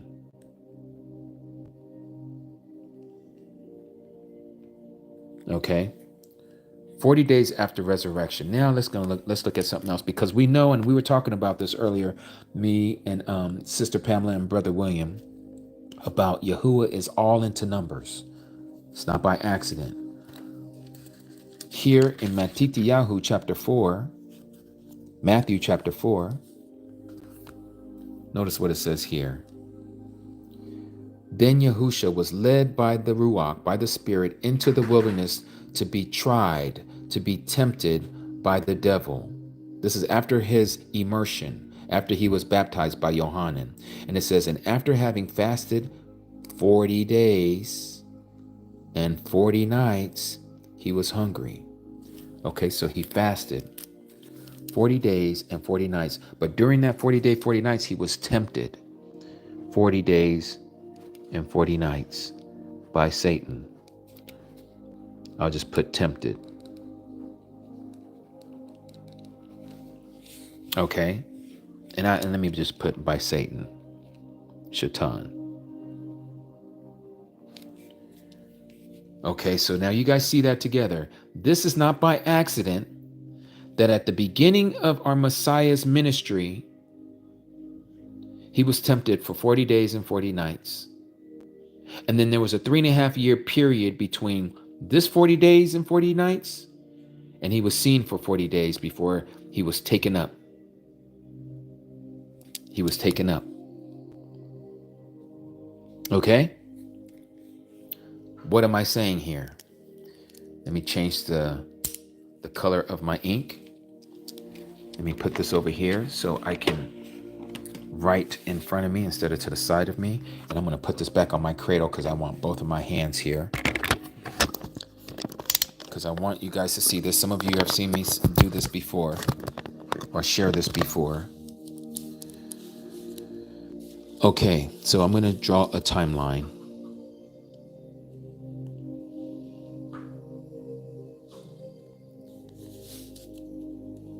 Okay, there's one.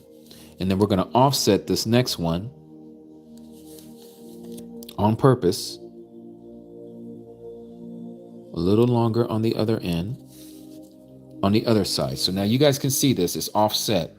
Okay. This first 40 here is the temptation or the tempted. 40 days of temptation here. And then here's the other 40 after the resurrection.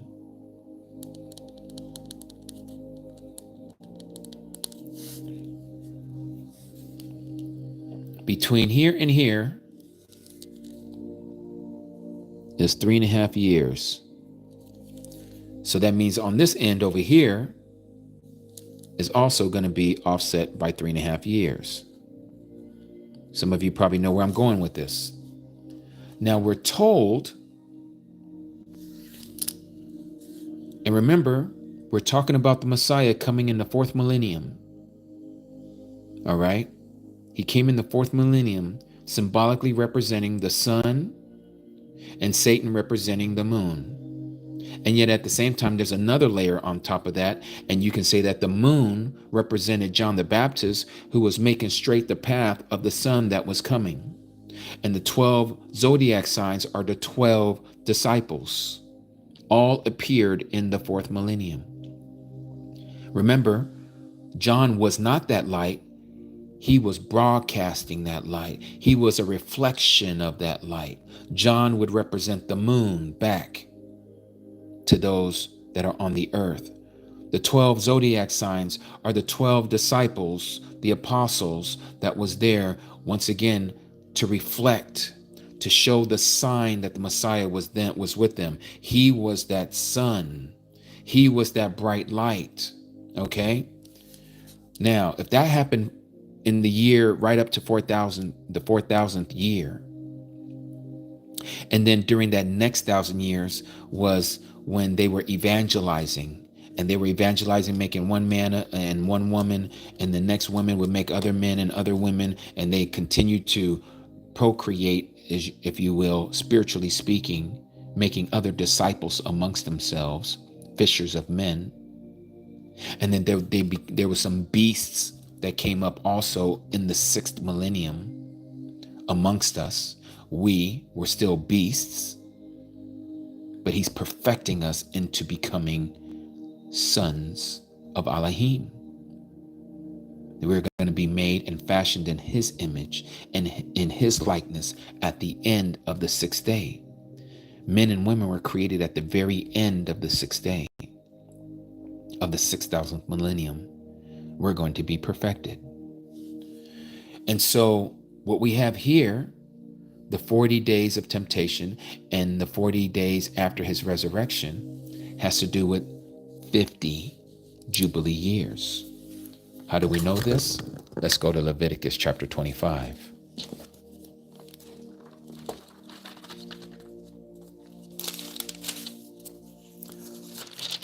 Leviticus chapter 25, verse 8. me bring it down just a little more. And you shall count 7 Sabbath of years. That is 7 Sabbaths of years. That is to say 7 of years. 7 times 7 years. And the time of the 7 Sabbaths of years shall be to you 49 years. So he's giving you the math. You shall then sound a shofar sound, that is with the horn, on the 10th day of the 7th new month. Again, you have to know the high days. You have to know the appointed times to know what that is. Notice what it says here. The 10th day of the 7th month. What day is that? That's the Day of Atonement. Yom HaKippurim. Cause a shofar to sound through all your land. And you shall set the 50th year apart and proclaim release throughout all the land, all the land to all its inhabitants. It is a Yobal. That is a jubilee for you. And each of you shall return to his possession. Notice the symbolism here. And each of you return to his clan, to their family. The 50th year is a jubilee to you, a Yobal. Do not sow nor reap what grows of its own, nor gather from its unpruned vine. It is a jubilee. It is a Yobal. It is set apart to you. Eat from the field its crops. In the year of Yobal or jubilee, let each one of you return to his possession. And when you sell whatever your neighbor to buy from the hand of your neighbor, do not exploit one another according to the number of the years, according to buying. And so let's go over here so you see what I'm getting at. And do not oppress one another, but you shall fear your Elohim, for I am Yahuwah your Elohim, and you shall do my laws and guard my right rulings and shall do them, and you shall dwell in the land in safety. Okay? So every 50th year, this is why you hear even in Christianity, when they would preach about this, it's the year of release. If there's a slave among you, they are to be released. If there is any kind of debt, it is to be released. Any contract, the contract is done. So at the end of the 40th Jubilee year, we're going to be released from this death sentence that has come upon all of us. 50 times 40 is 2,000. 2,000 years. So each one of these timelines represents 2,000 years.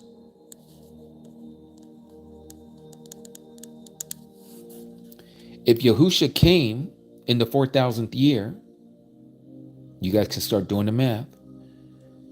When he went into the wilderness, he was tempted for 40 days and 40 nights, representing 40 Jubilee years, 40, 50-year periods. That his body, the Messiah's body, that's you and me and those who came before us, until the time that our temptation is done, there's going to be 2,000 years of temptation of the body of the Messiah. He did his work for 3.5 years, his ministry, and then at the end of that 3.5 years, he rose from the grave. Well, there's going to be 40 Jubilee years or 40, 50-year periods before his body, that is you and me, shall be resurrected from the grave. But there's a 3.5-year period between the time of us being done with our temptation from Satan, because this 3.5-year period is also known as the Great Tribulation. This will be the time that we will do mighty works in his name. We'll do greater works than these than he did. And then comes our resurrection. Do you follow?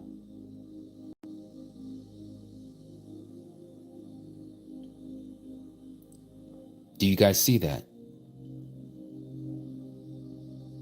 That's when we are going to be resurrected. It was foretold to us through his life, his ministry. There is not by chance that he was 40 days in the wilderness at the beginning of his ministry and then seen for 40 days at the end of his ministry. That is not by chance. That is like having bookends on a bookshelf, and everything in between was the story. Do you see that, Fiona?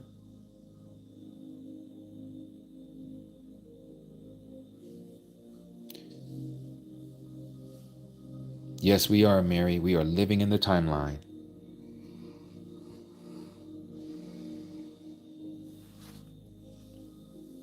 You're welcome. You're welcome. And so, if going back to when he was seen for those 40 days after his resurrection, and if that happened in the year 2027 or the year 27, I'm getting ahead of myself, or the year 30 AD, whichever one it is, you add 2,000 years to that. And again, this is just my opinion. This tells me that our resurrection is very soon. We are in the year 2025, which means if it's in the year 2027, then we are already in the Great Tribulation, which we know we're not.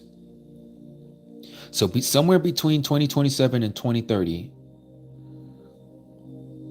the Great Tribulation is not only going to begin, but by 2030, it should be done. 2,000 years would have transpired from the time that the Ruach HaKodesh was given to the 12 apostles. I should say to the 120 disciples, because there was 120 of them, which is another thing, right? So here's the other thing. It's amazing. It's amazing how this happens. I shared this before, and I'm going to share it again because it lines up with this. This will be a second witness to what we're talking about. Remember, we were talking about the day of Shabbat, also known as the day of Pentecost.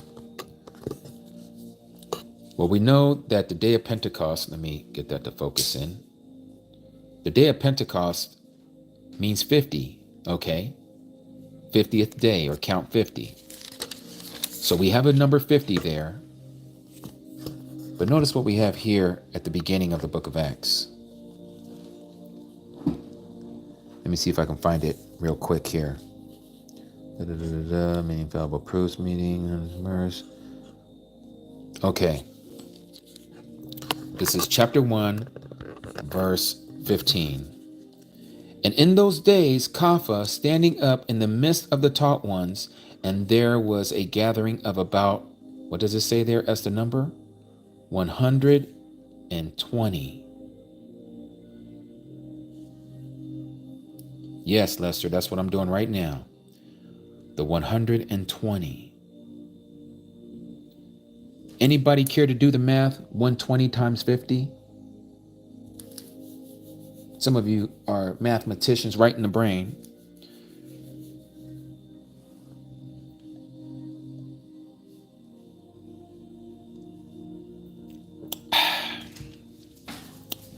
$120 times 50 is what?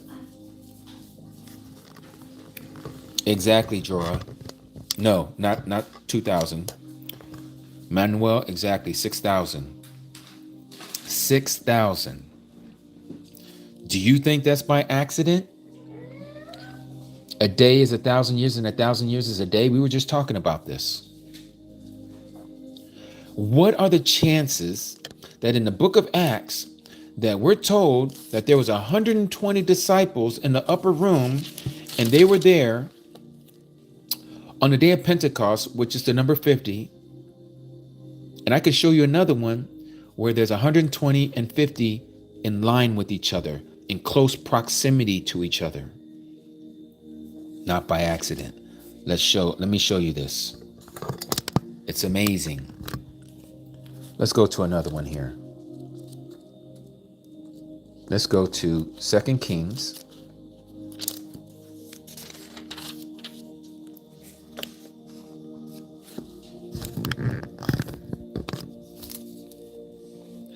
Starting in chapter 2.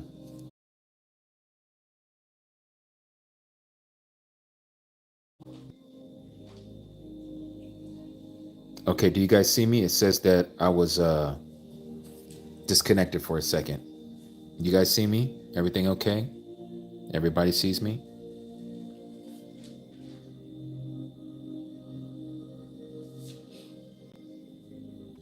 Okay, perfect. And it came to be when Yahuwah was to take up Eliyahu, went with Eliasha from Gilgal. Yeah, it did glitch for a second. And Eliyahu said to Eliasha, please remain here, for Yahuwah has sent me on to Bathal, which is the house of the mighty. And Eliasha, which is my mighty saves, that's what his name means. They say Elisha, but Ali, my mighty Shah, saves. Okay? Said, as Yahuwah lives and as your being lives, I do not leave you. This is what Eliasha says to Eliyahu. And they went down to Bathal, again, the house of the mighty. And the sons of the prophets who were at Bathal came out to Eliasha and said to him, do you know that Yahuwah is taking your master from your head? And he said, I also know, be silent. And Eliyahu said to him, Eliasha, please remain here, for Yahuwah has sent me on to Jericho. I want you to remember that. Jericho. We know that to be the town of Jericho. Okay? And he said, as Yahuwah lives, and as your being lives, I do not leave you. And they came into Jericho. And the sons of the prophets who were at Jericho, that is Jericho, came to Eliasha and said to him, do you know that Yahuwah is taking away your master from over you today? And he said, I also know, be silent. So now they said it to him twice. So now you know there's something about to happen here. There's a reason for all of this. And Eliyahu said to him, please remain here. He says it to him again a third time. And for Yahuwah has sent me on to the Yarden. In your translation, it'll say the Jordan. That is the Jordan River. And he said, as Yahuwah lives, this is what Eliasha says, not Eliyahu, but now Eliasha is saying this back to Eliyahu. As Yahuwah lives and as your being lives, I do not leave you. And the two of them went on. And 50 men, you see that there, 50 of the sons of the prophets went and stood facing them at a distance, while the two of them stood by the Yarden, by the Jordan. And Eliyahu took his mantle and rolled it up and struck the water, and it was divided this way and that, so that the two of them passed over on dry ground. Sounds familiar, doesn't it? Kind of like in the days of when the children of Yasharal came out of Egypt. And it says, and it came to be when they had passed over that Eliyahu said to Eliasha, ask what I am to do for you before I am taken away from you. And Eliasha said, please let a double portion of your ruach be upon me, your spirit be upon me. And he said, you have made it hard to ask. Yet if you see me when I am taken from you, it is yours. But if not, it is not. And it came to be as they continued on and spoke that see, a chariot of fire, or that is a vehicle that is illuminated with horses of fire. That is, that the vehicle is moving, is in motion, which separated the two of them. And Eliyahu went up in a whirlwind. Some people call that a tornado, teleported, zapped up, however you want to look at it. He was taken up into the Shamayim. And Eliasha saw it and he cried out. Now, did we see 120 anywhere in this part? No, we did see 50. We did see 50 and 50 men of the sons of the prophets, right? Well, I'm going to show you where it talks about the 120. Let's go to Deuteronomy.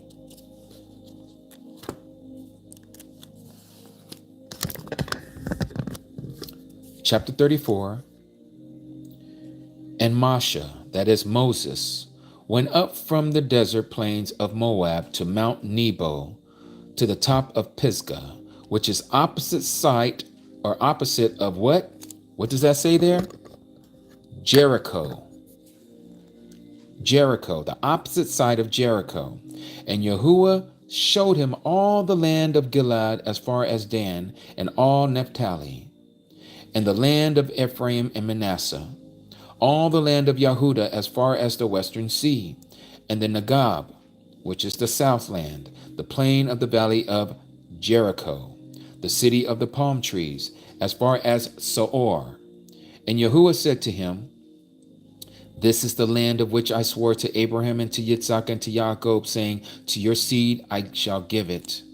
I have let you look at it with your eyes, but you do not pass over there.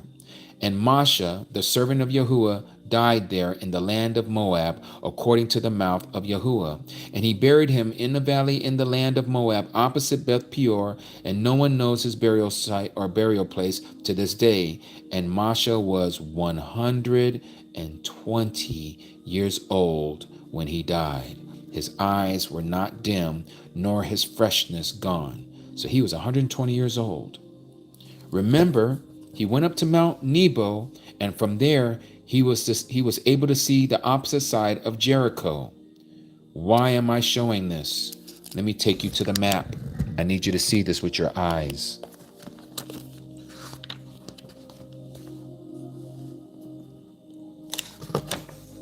Let me see if I can find it where, okay, here we go. Beautiful. Thank you, Abba. Let me show you guys this. I hope you can see this clearly. Do you guys see here where it says Mount Nebo? It says Masha dies on Mount Nebo. Okay, that star right there, that's Mount Nebo. You see here it says Yahusha and the wall of Jericho in Yahusha chapter 6 verse 16. There's Jericho. Or no, excuse me. Here's Jericho. There's Gilgal. This is opposite. This is the Jordan. This is the river right here that separates this side from the promised land. This is the promised land. Everything this side of the sea and the river, this side is the promised land. This side, they're still in the wilderness. He brought Moses up to the top of Mount Nebo to look over at the promised land. He showed him all this land from the top of this mountain. But he said that he would not enter.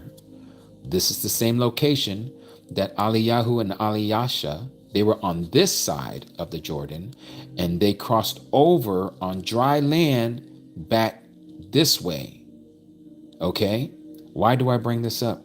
Because remember, it says that they went up to a high mountain. It doesn't say Mount Nebo, but I guarantee you that's where it was. And it was from that location that Eliyahu was taken up into this whirlwind, into the Shamayim. There was 50 prophets that told Eliasha that Eliyahu was getting ready to be taken to Yahuwah. Here on Mount Nebo, Masha passes away at 120 years old. 120 times 50 is 1,000 or 6,000 years. Why do I bring up those two? Do we have something to connect the two? Does anybody know? Does anybody have an idea? Where do we find these two great men together? No. Let's see. A Cody Shelby was like, is it in Jubilees? Nope. Yes, exactly, Yason. The Mount Transfiguration. Let's go to Matthew chapter 17. Let's look at this. Yahuwah's word is so amazing. It blows me away. Yes, Stella. Exactly. Notice what I have underlined here. And after 6 days, what's after 6 days? The seventh day, right? So let's use the same formula. A day equals 1,000 years, and 1,000 years equals 1 day. After 6,000 years, Yahusha took Kapha, Yaakov, and Yohanan and his brother and brought them up on a high mountain, that is Mount Zion, by themselves, And he transformed before them, and his face shined like the sun, and his garments became as white as the light. And see, who do we see there? Masha, 120, Eliyahu, 50, appeared to them, talking with him. Masha passed away, Eliyahu was taken. Masha believed in the Messiah and passed away. Eliyahu was still alive and believed in the Messiah. This gives us a picture of what we know as the post-tribulation rapture after 6 days or 6,000 years. Do you see this connection?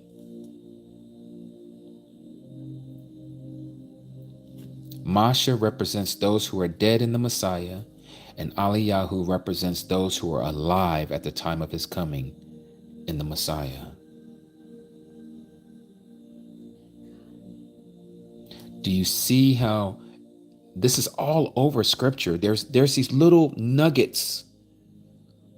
Yahuwah is all about the numbers. It's amazing.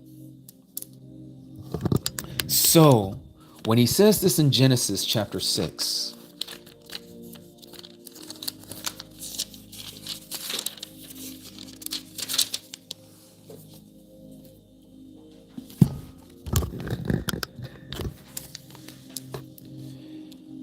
and it came to be when men began to increase on the face of the earth, and daughters were born to them, that the sons of Elohim, we know this to be the fallen ones, the fallen angels, saw the daughters of men, the daughters of Adam, that they were beautiful. And they took wives for themselves of all whom they chose. They were body snatchers. They were just taking them. And Yahuwah said, my Ruach, my spirit shall not strive with man forever in his going astray. He is flesh. He's fleshy. He walks after his own lust. And his days shall be 120 years. What is he saying here? He's not talking about how old they are, or how old they're going to be, or how long they're going to live. It wasn't how long that it was going to take for Noah to build the ark. He was speaking about 120 Jubilee years. He was going to complete man's history in 6,000 years. This is what we're seeing here. He is not going to wrestle or deal with man forever and his going astray, him not following or being obedient. He's going to bring him under the rod, like we were talking about in Ezekiel chapter 20. We are in that wilderness right now, getting ready to cross over that Jordan into the promised land with Yahusha. It's so beautiful. Praise Yahuwah. Yes, indeed. Praise Yahuwah.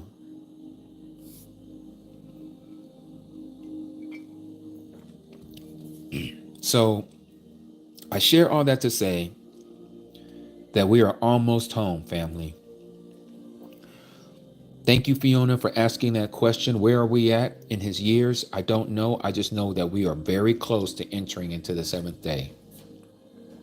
We are so close to being resurrected, being part of the first resurrection. If 2030 is the year, do the math. We got 5 years left at the max.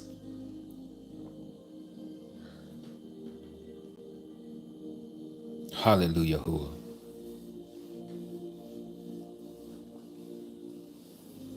Any other questions or comments?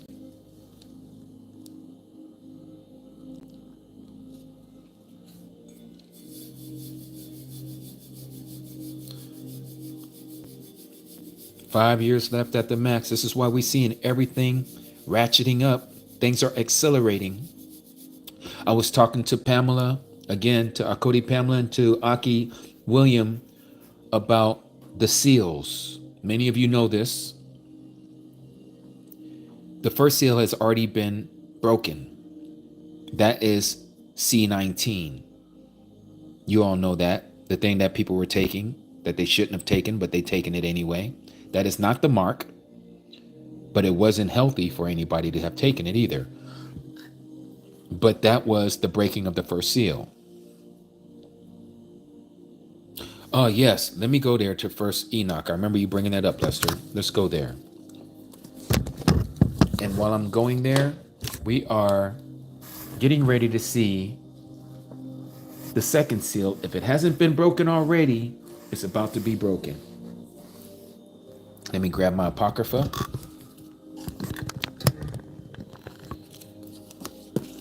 Chapter 93 of Enoch.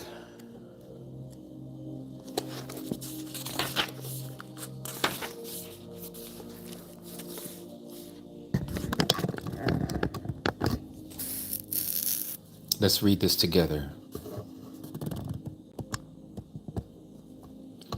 Oh, really? That's kind of weird. Anybody else experiencing that? You're getting rewind on the live?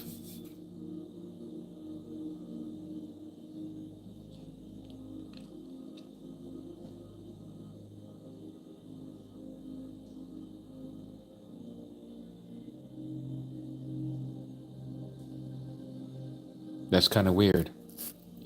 Might have to go out and come back in. Sometimes I guess that's the way it has to be. None of these apps seem to be perfect, right? Okay. I was all the way back when the 6,000 years was asked. Oh, really? Wow. Okay, Wendy, you say, I have a question. Where you were talking about the name Satan Lucifer, how was Satan's name spelled in Hebrew? I think sound like halal. Yes, exactly. It's Halal, halal, like hallelujah, which if so is Arab for meat market. Yes, it is. Yep. Yeah, they use the same terminology in Arabic, halal.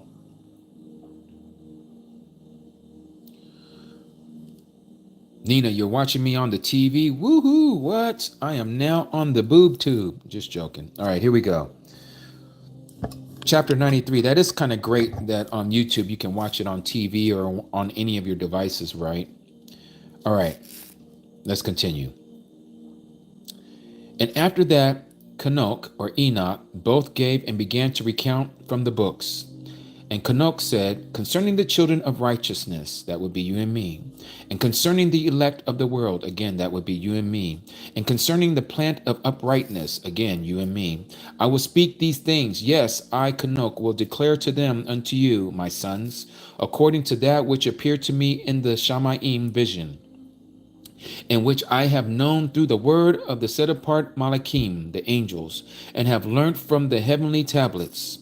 And Canok began to recount from the books and said, I was born the 7th in the first week, meaning that he was the 7th from Adam, while judgment and righteousness still endured. And after me there will arise in the 2nd week great wickedness, and deceit will have sprung up. And in it there will be the first end, and in it man will be saved. And after it's ended, unrighteousness will grow up. So this part is talking about the flood and Noah being that man and his 3 sons and their wives, that they would once again spring up and unrighteousness will once again abound, and a law will be made for the sinners. That is the law of Masha. And after that, in the 3rd week, at its close, a man would be elected as the plant of righteous judgment, and his prosperity will become the plant of righteousness forevermore. And after that, in the 4th week, as it closed, visions of the set apart and righteous will be seen. And a law for all generations and an enclosure will be made for them. And after that, in the 5th week, at its close, the house of esteem and dominion will be built forever. And after that, in the 6th week, all who live in it will be blinded, and the hearts of all them will the unrighteous forsake wisdom. And in it a man will ascend, and its close of the house of dominion will be the burnt with fire, and the whole race of the chosen root will be dispersed. And after that, the 7th week, will an apostate generation arise, and man will be its deeds, and all its deeds will be apostate, and its close will be elected, the elect righteous of the eternal plant of the righteousness, to receive 7-fold instruction concerning all creation, concerning all his creation. For who is there of all the children of men, that is, all the children of Adam, that is able to hear the voice of the set apart one without being troubled? And who can think his thoughts? And who is there that can behold all the works of the Shammah? And how should there be one who could behold the Shammah? And who is there that could understand the things of Shammah, and see a soul or a spirit, and could tell thereof, or ascend and see all their ends, and think them or do like them? And who is there of all men that could know what is the breadth and the length of the earth? And to whom has been shown the measure of all of them? Or who is there anyone who could discern the length of the Shammah, and how great of its height, and upon what it is founded, and how great is the number of the stars, and where all the luminaries rest? So now let's go back and look at these weeks that it's talking about. Let's see if we can make some understanding of this.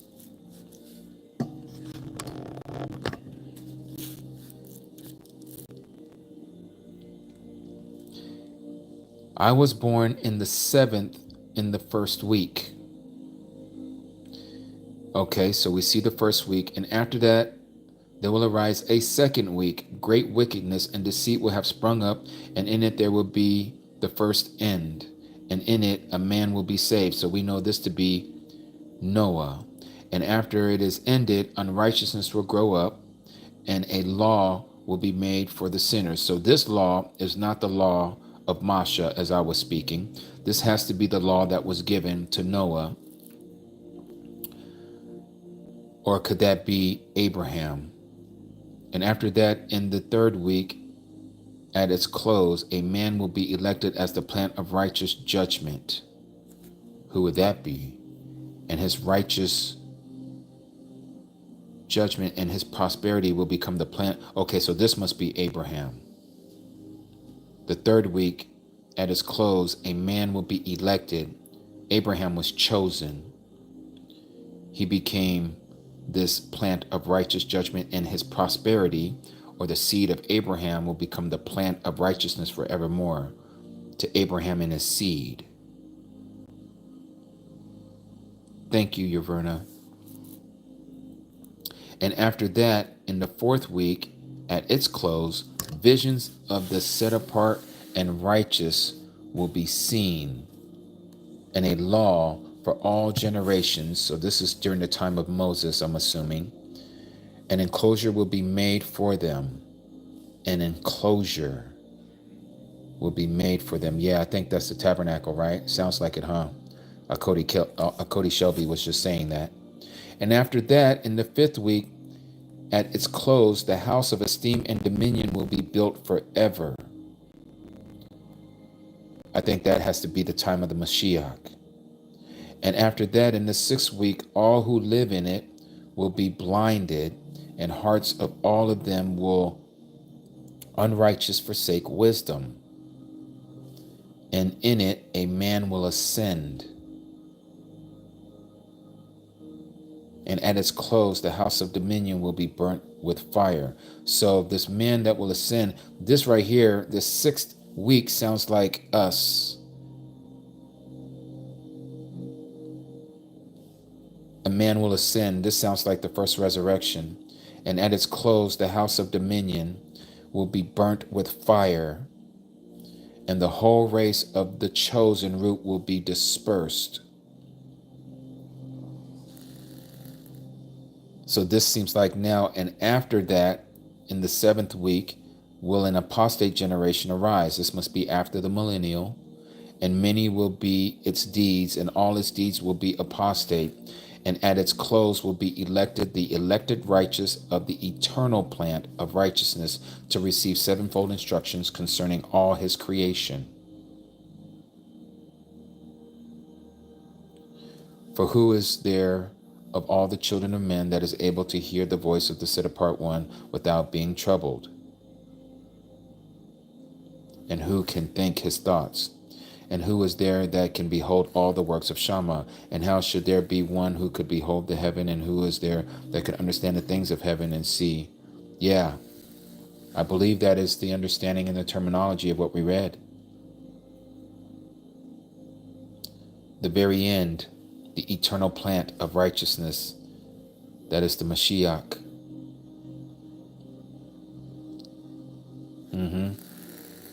Thank you for that, Aki Lester. Let me stand up.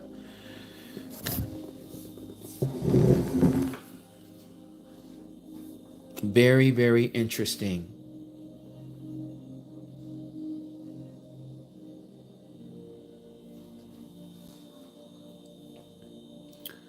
Please tap, share, and like. Shabbat Shalom. Yes, please do. That is correct, A. I got to remember, who is A?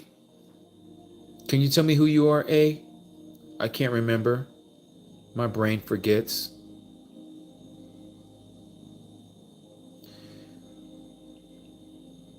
Alan. Aki Al. Okay. That's right. The like button is free. Miriam. Okay. Miriam from Canada. It's so beautiful to have all of you in here. I see a lot of our regulars are in here.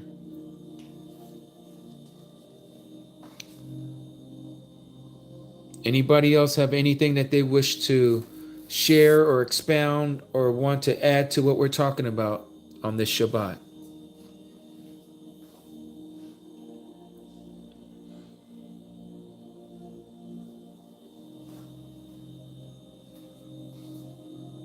Can I do 1 through 3 again? Okay.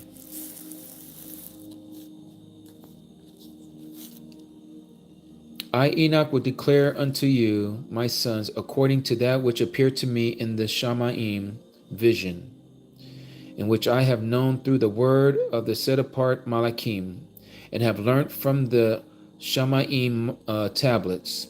And Kanok began to recount from the books and said, I was born the 7th in the 1st week. And we know that also from the book of Yehuda, it says that Kanok is the 7th from Adam, who prophesied, right? While judgment and righteousness still endured. And after me, there will arise in the 2nd week great wickedness, and deceit will have sprung up, and in it there will be the first end. So the first order would have ended. And in it a man will be saved. That has to be Noah. And after it is ended, unrighteousness will grow up, and a law will be made for the sinners. This is not the law of Moshe. This is talking about the law that was given to Moses, to Noah, about them, what they could eat, and about if one unalive someone, what's going to happen to them. Okay. And so it goes on and say, and after that, in the 3rd week, at its close, a man will be elected. This man here is Abraham, as the plant of righteous judgment, and his prosperity will become the plant of righteousness forevermore. This is talking about Abraham's seed. If you can count the stars in the heaven, so shall your seed be. Many shall be Baruch by Abraham. After that, in the 4th week, at its close, visions of the set apart and righteous will be seen, and a law for all generations, and an enclosure will be made for them. So that right there is what we know as the Mosaic law and their tabernacle. After that, in the 5th week, at its close, the house of esteem and dominion will be built forever. This has to be when the Messiah came, the 5th week. And after that, in the 6th week, all who live in it will be blinded, and the hearts of all of them will unrighteous forsake wisdom. And in it a man will ascend, And at its close, the house of dominion will be burnt with fire. We know when that's going to happen. That's going to happen after the 1,000 years, when he remakes everything, makes anew. He says that he will no longer destroy the earth with a flood, but he will destroy it with fire, or by fire. And the whole race, or the whole people of the chosen root, will be dispersed. And after that, in the 7th week, will an apostate generation arise. So this is after, the 7th week is after the 1,000 years is over. And many will be its deeds, and all its deeds will be an apostate. This is when Satan again is released after the 1,000 years. And at its close, that means at the end of this rebellion, this last rebellion, will be elected, the elect righteous of the eternal plant of righteousness. We will now have our eternal state to receive sevenfold instruction concerning all his creation. And then it goes on and says, for who is able to understand all these things?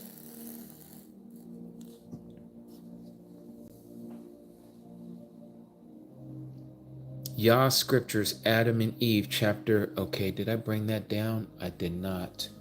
Wait a minute. Let me see if I have it here. Hold on, you guys. I might have it in this apocryphal. If not, I'm going to have to go upstairs and get it. Okay, I do have it here.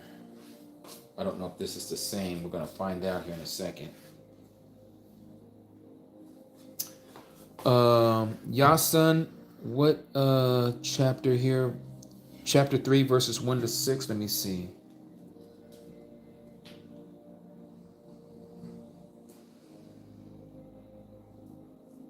I don't think this is the... Oh, wait. Hold on. I'm not even in the right spot.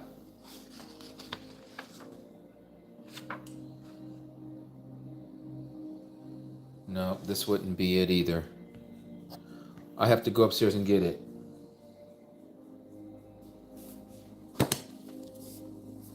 Let me go upstairs and grab it. I'll be right back, you guys. I can't help with these glasses on. Everything's blurry.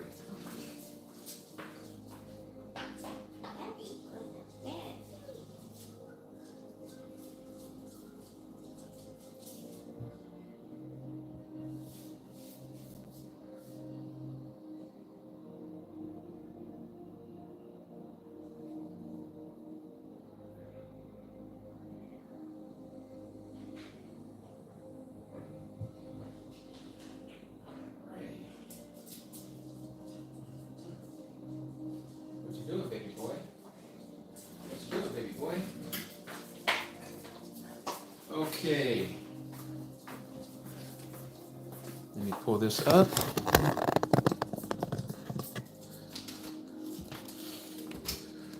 All right. I got to thank my Akodi Stella for this book. I have been using it here and there.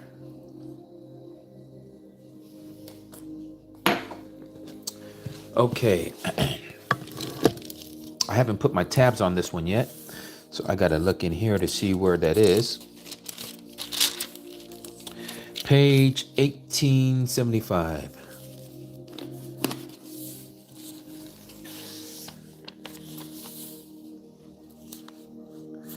Eighteen 1875. Here we go. And you said 1 to 6, is that right? Was it chapter 3? You said chapter 3, or was it chapter 1?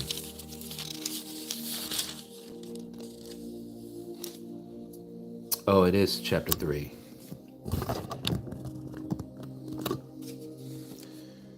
Yes, thank you, Diane. Okay, and the word reads, Elohim said to Adam, I have ordained days and years on this arats, on this earth, and you and your descendants shall live and walk in them until the days and the years are fulfilled. Then I shall send the word, notice the word is capitalized, that created you, that is the Son, and against which you have transgressed the word that made you come out of the garden and that raised you when you were fallen. Yes, this is the word that will again save you when the 5.5 days are fulfilled. Hallelujah. Isn't that something? The word is going to save you. That is the Son, the one that created you. Let me bring this down. But when Adam heard these words from Elohim and of the great 5.5 days, he did not understand the meaning of them. For Adam was thinking there would be only 5.5 days for him until the end of the world. I can understand that, Adam. And let's continue. And Adam cried and prayed to Elohim to explain it to him. Then Elohim, in his mercy, in his favor, for Adam, who was made after his own image and likeness, explained to him that these were 5,500 years, and how the one would then come and save him and his descendants. Yes. Thank you for that, Yah son.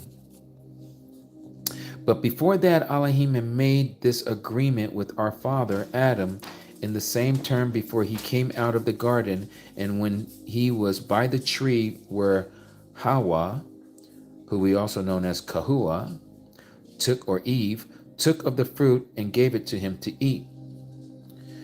Because when our father Adam came out of the garden, he passed by that tree and saw how Elohim had changed the appearance of it into another form, and how it had shriveled.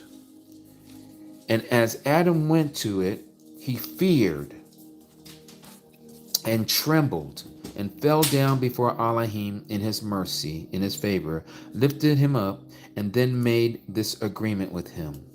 Also, when Adam was by the gate of the garden, he saw the cherub, that is the cherub, with a sword of flashing fire in his hand. And the cherub grew angry and frowned at him. Both Adam and Kahua became afraid of the cherub and thought he meant to put them to unaliving. So they fell on their faces and trembled with fear. And he had pity on them and showed them mercy, and turning from them went up to the Shamaim and prayed or palalled unto Yahuwah, and said, Yahuwah, you sent me to watch at the gate of the garden with a sword of fire. But when your servants, Adam and Kahua, saw me, they fell on their faces and were as dead. O Yahuwah, what shall we do to your servants? Then Elohim had pity on them and showed them mercy and sent his messenger to keep the garden. And the word of Yahuwah came to Adam and raised them up. And Yahuwah said to Adam, I told you that at the end of 5.5 days I will send my word and save you. Therefore, strengthen your heart and stay in the caves of treasures, of which I have spoken to you before. And when Adam heard this word from Elohim, he was comforted with that which Elohim had told him, for he had told him how he would save him. Interesting.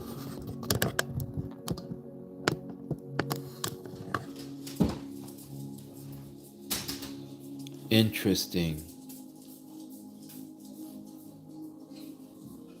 Did you guys learn something from that? I know I did.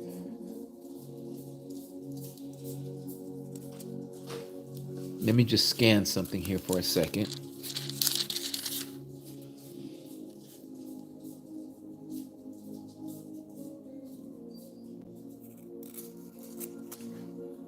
But Elohim looked.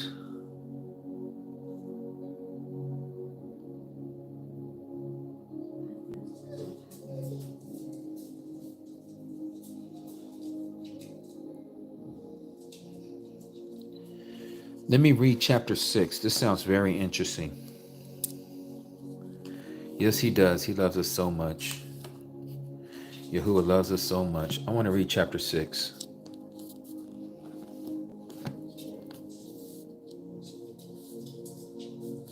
Actually, you know what? Man, let me see. Let me continue here. Let me read chapter 5.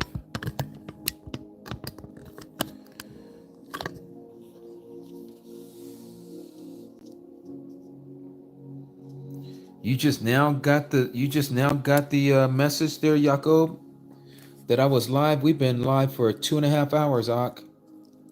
That's okay. This is going to be it's going to be automatically uploaded to this channel, so you'll be able to watch it back if you'd like. Alma, I am reading from what is called Yah's Scripture. Yah's Scripture. You can actually purchase this from yahscripture.com. This is how it looks. Put both words together, yahscriptures.com. Okay, and you can get this book.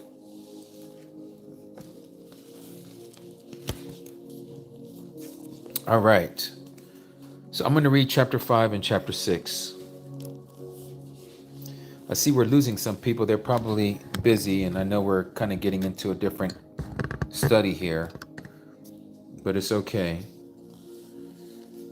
We have this time together for those of us who want to spend time together on this Shabbat. I know some of you have things to do and places to be. That's no problems. We have this time so that those of you who want to spend time together with us, we're able to do so. And those who are not able to, that's fine. We'll see you on the next Shabbat. And we thank you for your time with us. So here we are, chapter 5, verse 1 of the first book of Adam and Yahuwah. Then Adam and Yahuwah entered the cave and stood praying in their own tongue, in their own language, unknown to us, but which they knew well. And as they prayed or palawed, Adam raised his eyes and saw the rock and the roof of the cave that covered him overhead. This prevented him from seeing either the Shamaim or Elohim's creatures. So he cried and beat his chest hard until he dropped and was as dead. And Yahuwah sat crying, for she believed he was unalived. Then she got up, spread her hands towards Elohim, appealing to him for mercy and pity, and said, O mighty one, forgive me of my sin, the sin which I committed, and do not remember it against me. For I alone caused your servant to fall from the garden into this condemned land, from light into this darkness, and from the house of joy into this prison. O mighty one, look at this, your servant, fallen in this manner, and bring him back to life, that he may cry and repent, and his transgression which he has committed through me. Do not take away his being or soul at this time, but let him live, so that he may stand after the measure of his repentance, and do your will, as before his unaliving. But if you do not bring him back to life, then, O Elohim, take away my own soul, so that I will be like him, and leave me not in this dungeon alone, for I cannot stand alone in this world without him. Wow. That's about to make me cry just reading that. For you, O mighty one, caused him to fall asleep, and took a bone from his side and placed the flesh back in its place by your divine power. And you took me, the bone, and made me a woman bright like him, with heart, reason, and speech, and flesh like to his own. And you made me after the likeness of his looks, by your mercy and power. O Yahuwah, he and I are one. And you, O mighty one, you are our creator. Let me ad-lib that. You are he who made us both in one day. Therefore, O mighty one, give him life, so that he may be with me in this strange land while we live in it, due to our transgression. But if you will not give him life, then take me, even me like him, that we both may die the same day. And Yahuwah cried bitterly and fell on our father Adam because of her great sorrow. But Elohim looked at them, for they had unalived themselves through great grief. And he decided to raise them and comfort them. Therefore he sent his word to them that they should stand and be raised immediately.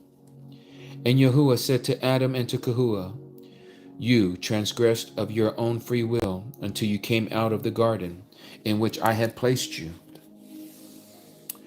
Of your own free will you have transgressed through your desire for a divinity, greatness, and an exalted state, such as I have. Therefore I have deprived you of the bright nature which you had then, and I made you come out of the garden to this land rough and full of trouble. If only you had not transgressed my commandment, and had kept my Torah, and had not eaten of the fruit of the tree which I told you not to come near. And there were fruit trees in the garden better than that one. But the wicked Satan, the wicked adversary, did not keep his faith, and had no right intent towards me. And although I had created him, he considered me to be useless, and he sought the Almighty for himself. For this I hurled him out from the Shamayim, from the heavens, so that he could not remain in his first estate. It was he who made the tree appear pleasant to your eyes until you ate of it by believing its words, or his words. Thus have you transgressed my commandment, and therefore I have brought on you all these sorrows. For I am Elohim, your creator, who when I created my creatures did not intend to destroy them, but after they had greatly roused my anger, I punished them with grievous plagues until they repent. But if on the contrary they still continue to harden in their transgression, they shall be under a curse forever. And when Adam and Kehuah heard these words from Elohim, they cried and sobbed even more. But they strengthened their hearts in the Mighty One, because they now felt that Yahuwah was to them like a father and a mother. And for this very reason they cried before him and sought mercy from him. Then the Mighty One Elohim had pity on them and said, O Adam, I have made my agreement with you, and I will not turn from it. Neither will I let you return to the garden until my agreement of the great 5.5 days is fulfilled. Then Adam said to Elohim, O Yahuwah, you created us and made us fit to be in the garden. And before I transgressed, you made all the beasts come to me that I should name them. Your mercy or your favor was then on me, and I named every one according to your mind, and you made them all subject to me. But now, O Yahuwah, my Mighty One, that I have transgressed your commandment, all the beasts will rise against me and will devour me, and Kehuah your handmaid, and will cut off our life from the face of the Arats, or the earth.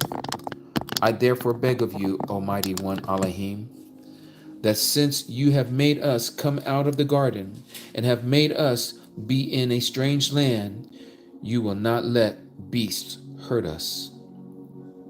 When Yahuwah heard these words from Adam, he had pity on him, and felt that he had truly said that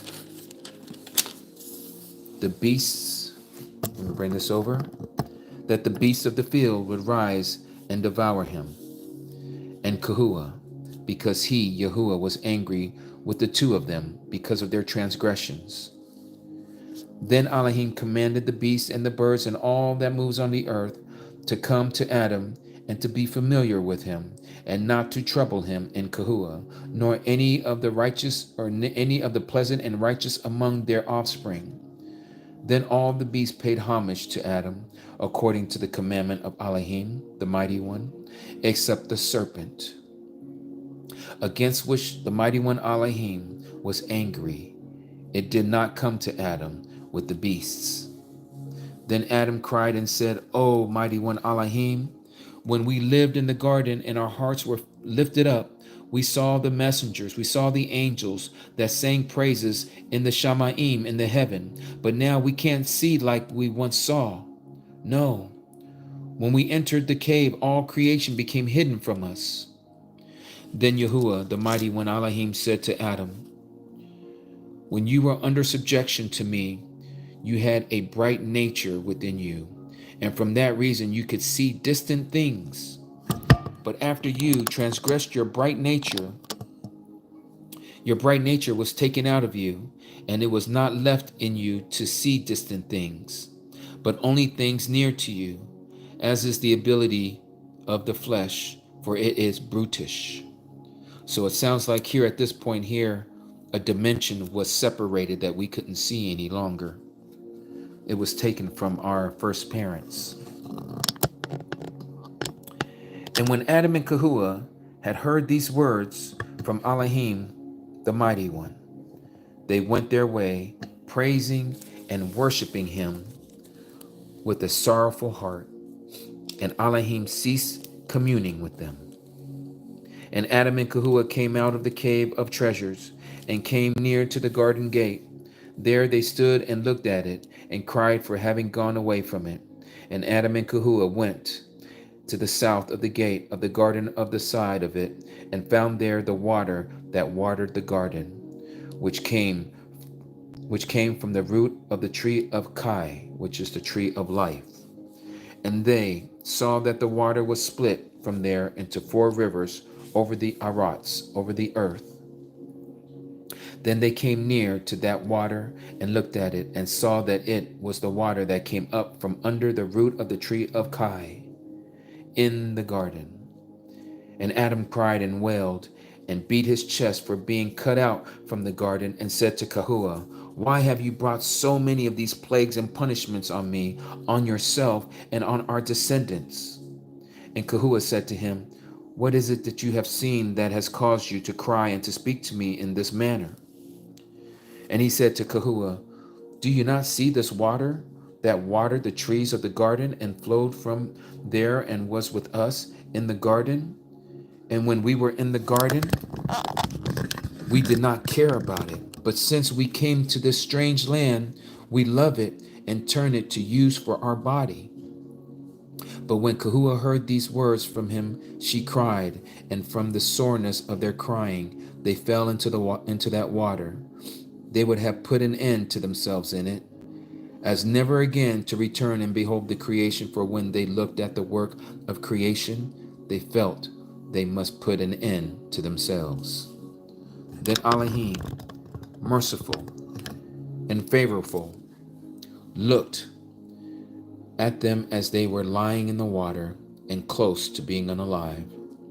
And he sent a messenger, an angel, who brought them out of the water and laid them on the seashore as unalived. Then the messenger went up to Elohim, the mighty one, and said, O Elohim, your creatures have breathed their last breath. Then Elohim sent his word to Adam and Yahuwah, who raised them from their unaliving. And Adam said, after he was raised, O Elohim, while we were in the garden, we did not require or care about this water. But since we came to this land, we cannot. Were a bright messenger, you did not experience this water. But now that you have transgressed my commandment, you cannot do without water to wash your body and to make it grow. For it is now like that of beasts, and is want of water. When Adam and Yahuwah heard these words from Elohim, the mighty one, they cried a bitter cry, and Adam entreated Elohim, the mighty one, to let him return into the garden and look at it a second time. But Elohim said to Adam, I have made you a promise. When that promise is fulfilled, I will bring you back into the garden, you and your righteous descendants. And Elohim ceased to commune with Adam. Wow. Wow, wow, wow. Yes, it does seem that we are in that same cave, Aki Lester.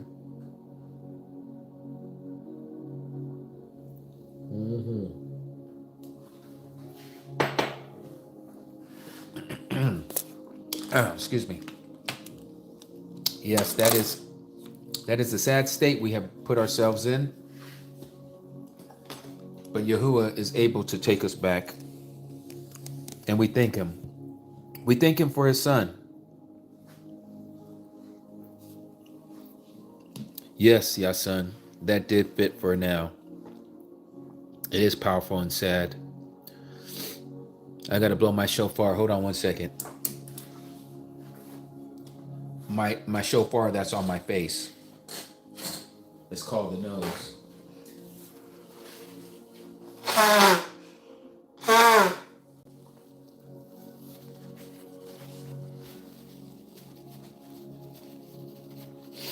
Oh. I could just imagine, can you imagine being that one that Yahuwah created and you were Adam or Eve, Kahua? And you know the result, the end result of your disobedience, what it would do to the rest of humanity? Hi, Christy. Nice that you can join us. They must have really had a heavy heart. Look at it. I mean, if these words are true, and again, I can't say yes or no. I don't see why it's not, but I'm not going to be dogmatic and say that this has been inspired by Yahuwah. But it really makes you think and contemplate. If Adam and Kahua, with the amount of turmoil that they had in their heart, yeah, they just wanted it constantly, Vicky. They wanted to unalive themselves. And Yahuwah's like, nope, you're not getting out of this that easy. And these messengers, these angels would have to go back and tell Yahuwah, your servants that you created, they unalive themselves again.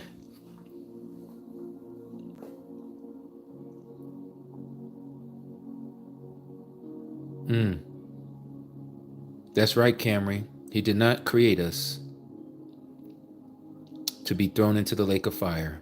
That's what I like to say all the time. Yahuwah did not create us just to throw us into the lake of fire.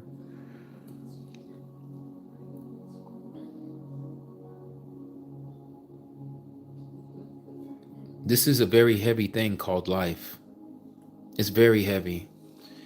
We make fun of it. We joke about it. We live nonchalantly as if tomorrow is promised to us. We don't think about a lot of this stuff that's happening. You want me to read chapter 13 in the same book? Okay. Let's go there.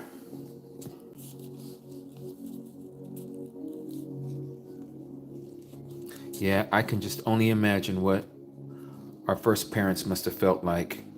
I can only imagine. That's it. I can't picture it other than what I'm reading. And this is probably doing no justice, no service to how they really felt in their heart. Okay. Let's read this. Chapter 13 from the first book of Adam and Kahua. Verse 1. Then when Elohim, who is merciful and full of pity, heard Adam's voice, he said to him, O Adam, so long as the righteous messenger was obedient unto me, a bright light rested on him and on his host. But when he transgressed my commandment, I dispossessed him of the bright nature, and he became dark. And when he was in the Shamayim, in the realm of light, he knew nothing of darkness. This has to be talking about Hashatan. But he transgressed. He sinned, and I made him fall from the Shamayim unto the earth. And it was this darkness that came over him.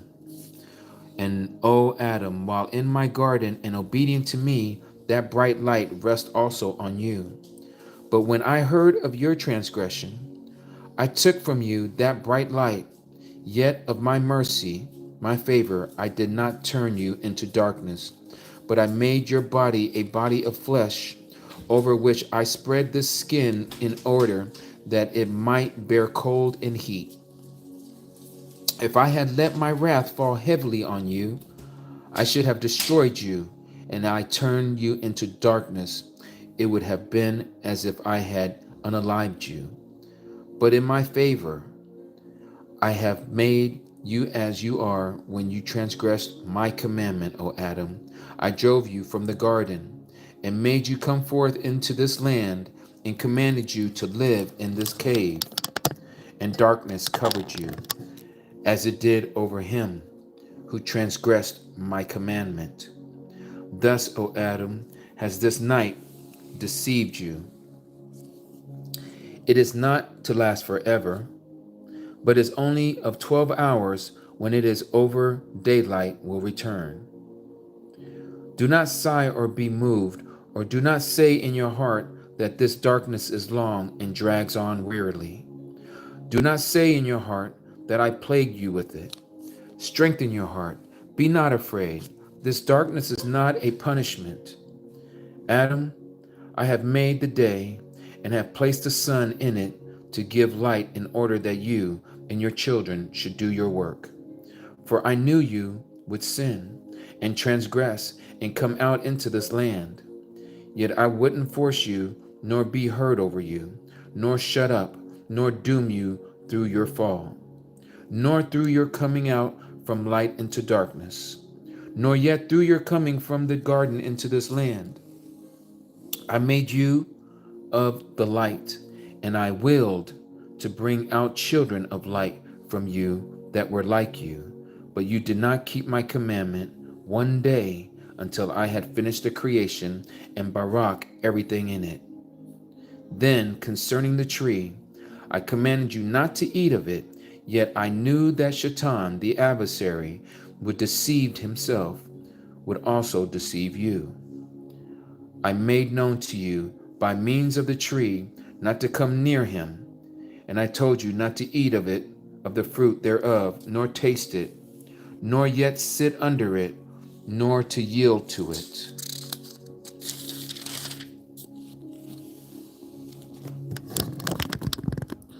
I had not spoken to you, O Adam, concerning the tree, and I left you without a commandment, and you had sinned. It would have been an offense on my part, for not having given you any order, you would turn around and blame me for it. So let me read that part again. Had I not spoken to you, O Adam, concerning the tree, and had I left you without a commandment, and you had sinned, it would have been an offense on my part, for not having given you any order you would turn around and blame me for it. But I commanded you and warned you, and you fell, so that my creatures cannot blame me, but the blame rests on them alone.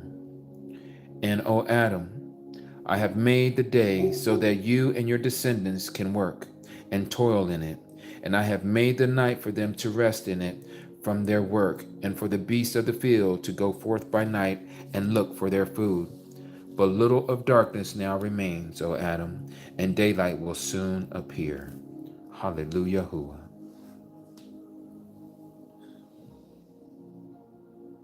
Hallelujah. Nice to see you here, Aki Bob.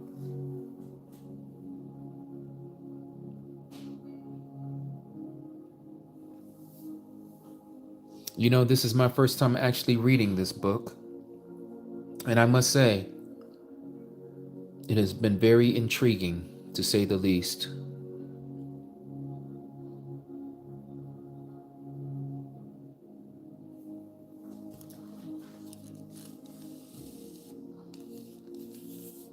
What do you think there, Cody Shelby? There's so much language to unpack. Right, there is a lot there. Yes, Lester, I'm very familiar with Second Edras. Yes, definitely.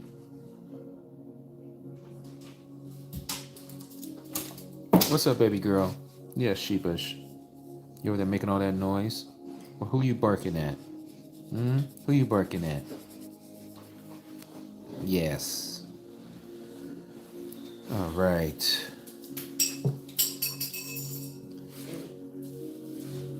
This is definitely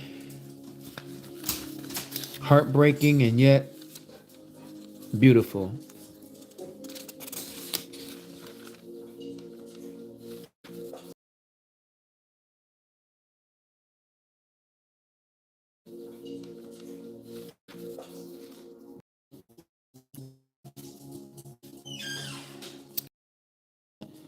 Yahuwah reveals his plan for salvation. You'll like it. I heard it on audio on YouTube. Gives you a wild new perspective. A whole new perspective. Oh, yes. I've been reading out of the Studiographa. Yes. It is beautiful.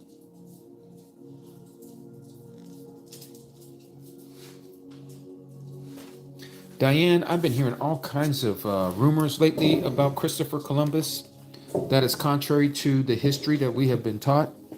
I don't know to believe it or not because I haven't set my eyes upon it myself and to read it for myself to see the origin of those things myself. I have to look into it. But I have heard about some of these things, yes. I even heard that some of the castaways in his boat were Yasharal or Yahudim to be specific, and he brought them to the New World.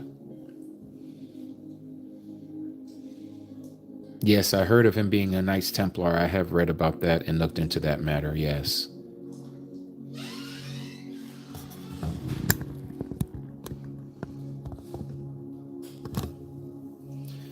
We will continue to read. Give me a second, you all. This has been so beautiful. I'm going to eat a date here in a second. I haven't ate anything this morning. Let me, I know my doggies are probably hungry as well. Huh, doggies? I'm going to have to give you guys a treat to hold you off.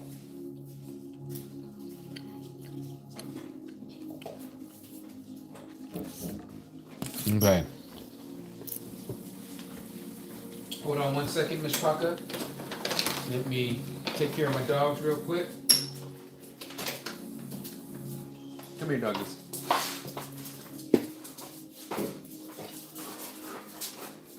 This one's for you. And this one's for you. All right. Okay. Let's continue.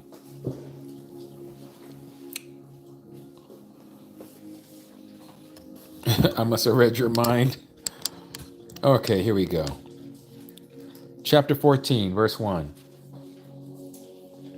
Then Adam said to Elohim, the Mighty One, O Yahuwah, take my being, and let me not see this gloom anymore, or remove me to some place where there is no darkness. But Elohim, Yahuwah Elohim, said to Adam, I say to you, indeed, this darkness will pass from you every day, and I have determined for you until the fulfillment of my agreement, when I will save you and bring you back into the garden and into the house of light you long for, in which there is no darkness. And I will bring you to it in a rain of the Shamayim, that is of the heavens. Again, Elohim said to Adam, all this misery that you have been made to take on yourself because of your transgression will not free you from the hand of Shaitan, the adversary, and I will not save you, but I will, when my Ben, that is my son, shall come down from the Shamayim and shall become flesh of your descendants and take on himself the infirmity from which you suffer, then the darkness that covered you in this cave shall cover him in the grave, when he is the flesh of your descendants. And he who is without years, or to say that he has no beginning or end, shall be subject to the reckoning of the years, of times, of months, and of days, and he shall be reckoned as one of the sons of Adam, in order to save you. And Elohim ceased to commune with Adam. Baruch Yahuwah. Baruch Yahuwah. Then Adam and Yahuwah cried and were sorrowful because of Elohim's word to them, that they should not return to the garden until the fulfillment of the days decreed on them, but mostly because Elohim had told them that his Ben, his son, the image, should suffer for their deliverance, salvation. Wow. Wow.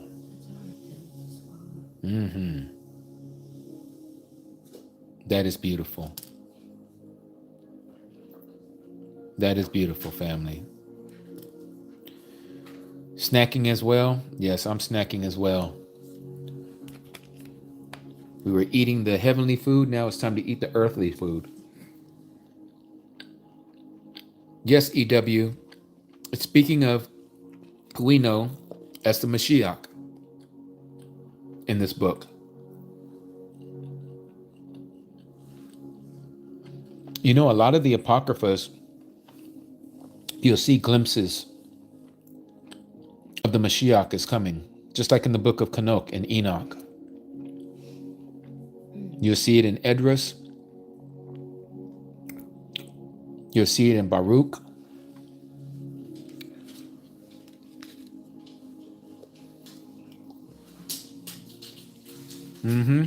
The plan from the beginning. The confusion of the Trinity doctrine, EW, is because there is no Trinity. That is another concept given to us by the pagan religion called Christianity, and Christianity got it from Egypt, and Egypt got it from Babylon. And Babylon got it from Satan.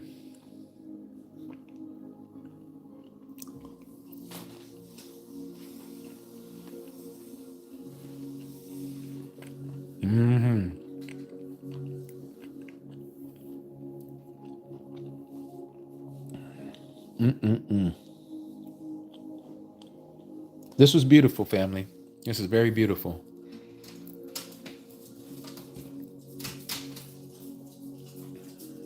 The fur babies, why wouldn't you allow them to eat? Today is the Shabbat. Nothing should be starving.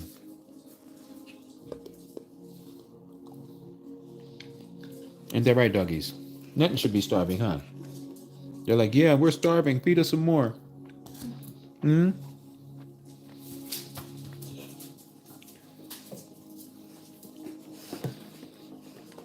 Yeah, you want some more, huh, Sheba? You're like, that wasn't enough. Okay, hold on. Let me give you guys some more food. I just gave you guys a little snackety snack.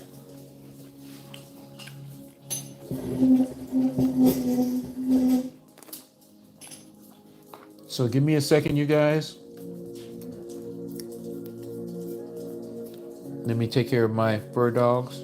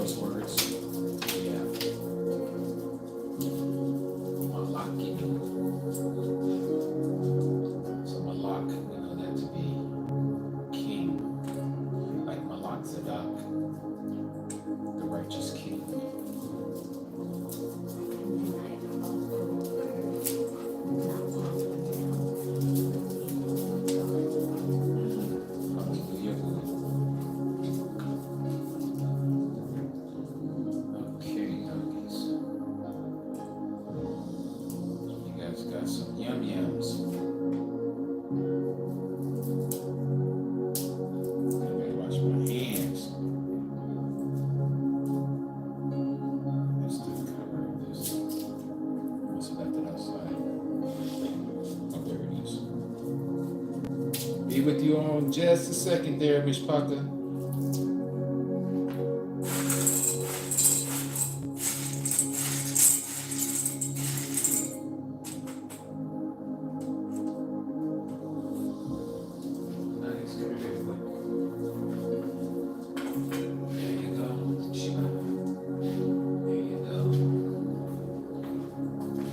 Dogs.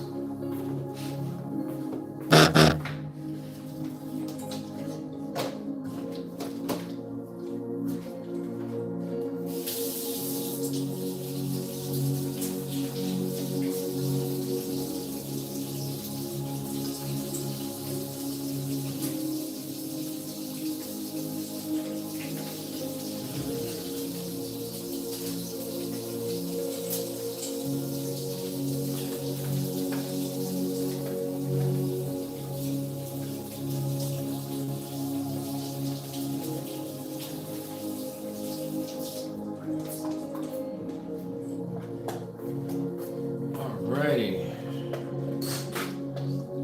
So I am back. I believe Brother Jimmy talked about Yahusha keeping the Shabbat even when he was fasting.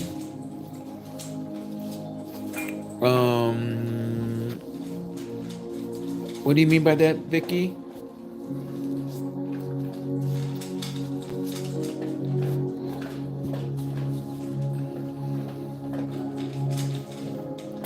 I believe double portion. Hey Nancy, nice to see you here, Cody.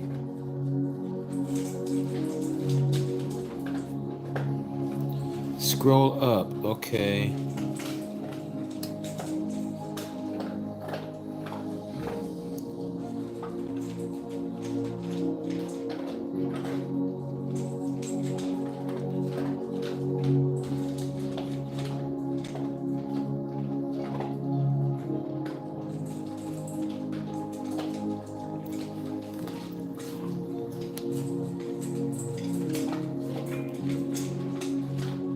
You know, Pamela, that's a great question. I can assume if it's what we've been told, like in the book of Jubilees, that we are not to fast on the Shabbat, I would have to believe that he did not fast on the Shabbat.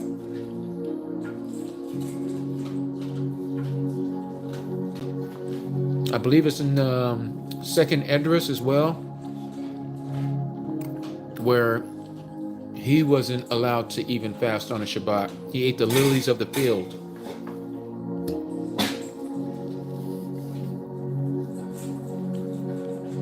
Veronica, this is called Yah Scriptures, and I'm reading out of the first book of Adam and Kahua.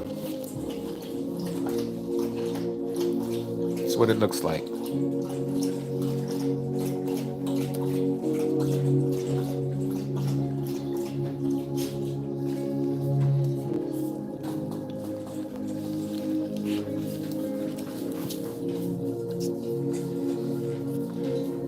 Let me see.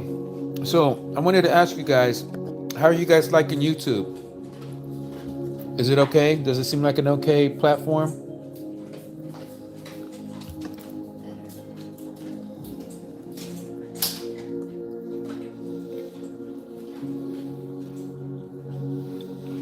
EW says yes. Tenant says yes.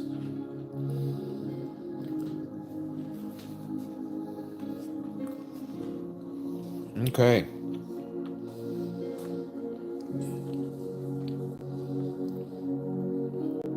I'm liking it too.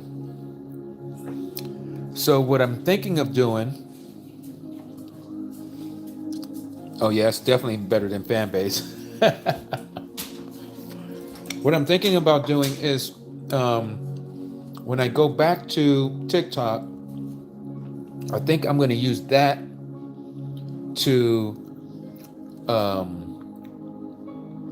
seek Christians, Xtians, but we'll start coming here for our Shabbats. How does that sound?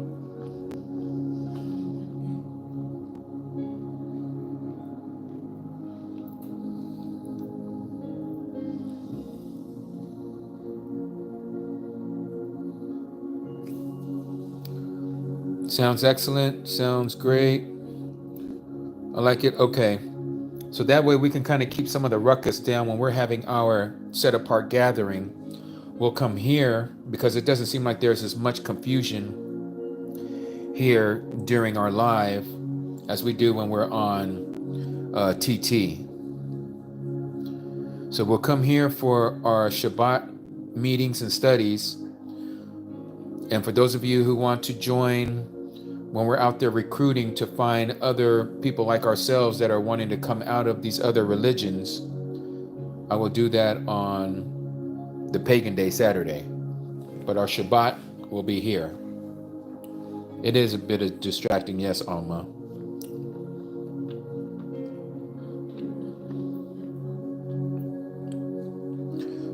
That's a great thing, Rebecca. Yes, indeed. Thank you for those hundreds.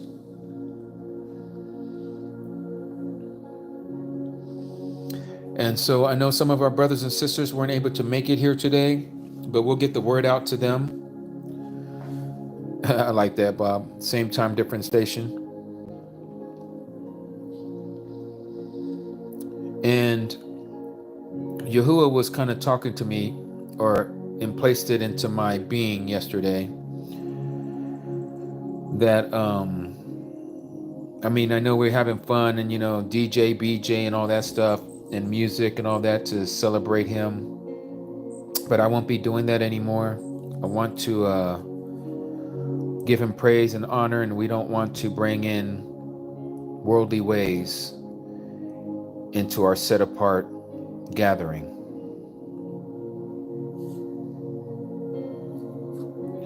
It's not saying that the music isn't Kadash. I love music.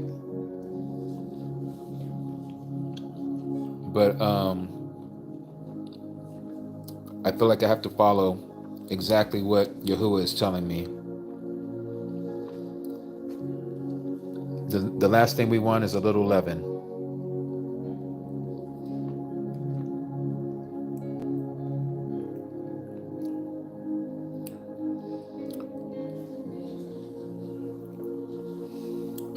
No, I'm just talking about Natzareth, about having, like what we were doing before. After Shabbat, we would come together and we would just play a whole bunch of music, and kind of jokingly, we kind of almost cross over, if not cross over, into a worldly mindset with the whole DJ thing with me. And it was I just didn't get a great feeling before Yahuwah about that. So I think we can pick another day just where we're just playing music, but not on a Shabbat. I want to keep this set apart unto Yahuwah.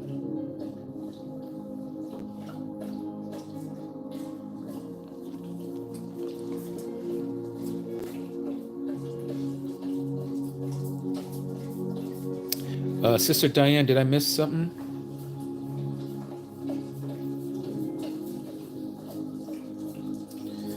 Yeah. And again, I'm not saying that we won't do that as far as, just to play music. Like someone finds some new music and we want to share it. Like our Aki Manuel. Aki Manuel, I don't know if you're still here, but he actually produces and makes his own music. And I think there's a time and place where we can do that, but not on a Shabbat. Not on a Shabbat.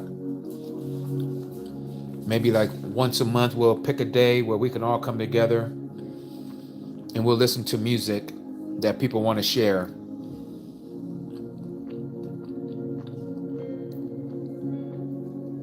Exactly, Laura. So I'm not saying that we won't do it. I just don't want to do it on a Shabbat. Because we were doing it on a Shabbat, and I just want to keep the Shabbat nice and Kodash, because it's kind of almost, on my part anyways, I can't speak for you all, but I want to do his part. I want to do what he wants. I don't want to do what I want. And so I want to be able to, let's do a day, maybe once a month, where we can share music, set apart Kodash music unto Yahuwah. And we'll do it like we did before. You know, you guys will email me and I'll play it over the airwaves, as we would say, on this app. Yeah, maybe a pagan day Saturday, you know, after we get done, but I don't want to do it on a Shabbat.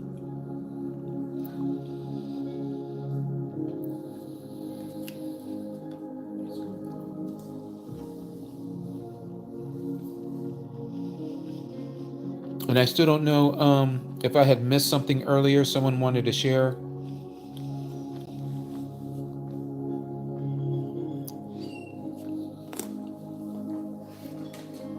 I'm about to finish all these steaks.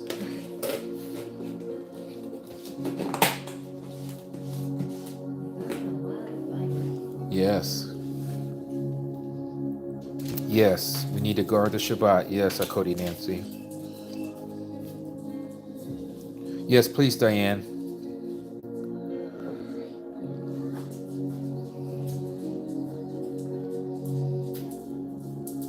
And we'll Palal here in a minute, and we'll continue to have answers and questions and answers. If I have any answers or someone knows the answer.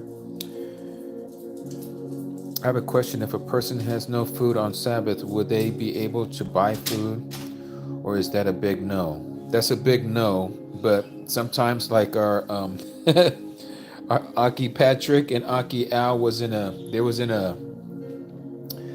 state of where they were in a dilemma, because we know that we're not supposed to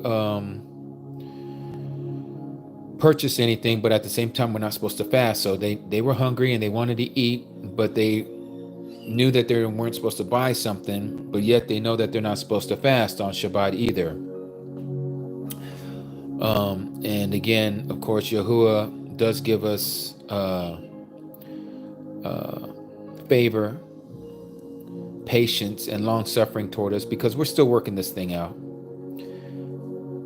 We have to do better with planning our preparation. And so if you find yourself in that position, you're going to break it one way or the other. You're in that conundrum where you're going to break it one way or the other. So you might as well go and just get you some food. Or maybe humble yourself and go next door and ask your neighbor or ask somebody on the street for some food.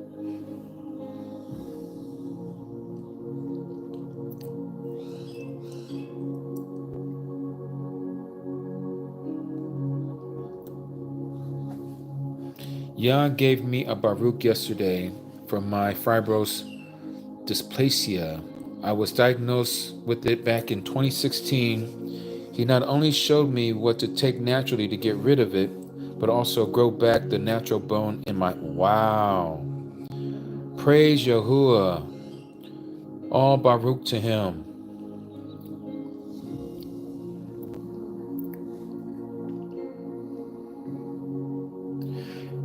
All praise to Yahuwah. Lester, I 100% agree with you. It's not that. It was the way that we were doing it.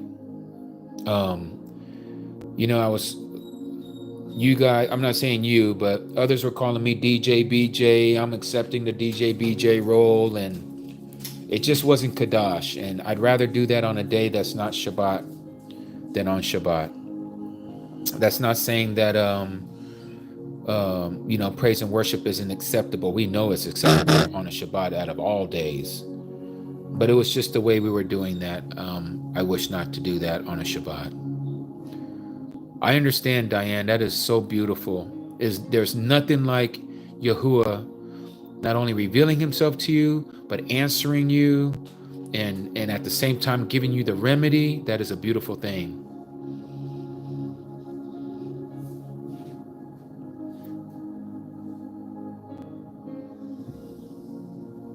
Exactly, Alma.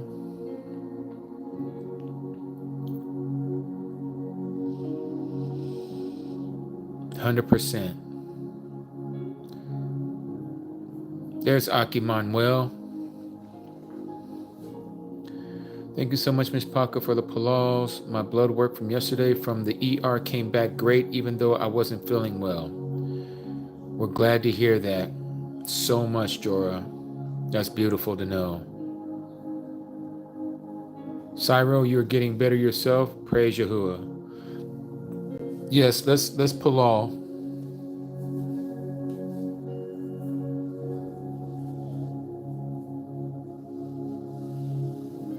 Yes, exactly, Road Dog. Do not starve yourself with just unleavened bread during the week of unleavened bread.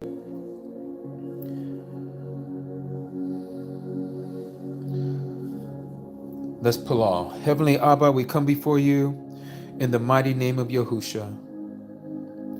Abba, we thank you, O Yah, for this great study. We thank you, O Abba, for reading of your words. We thank you, Abba, for this app that we're able to congregate together with one another all around the Sarats, different areas of this world, in your name.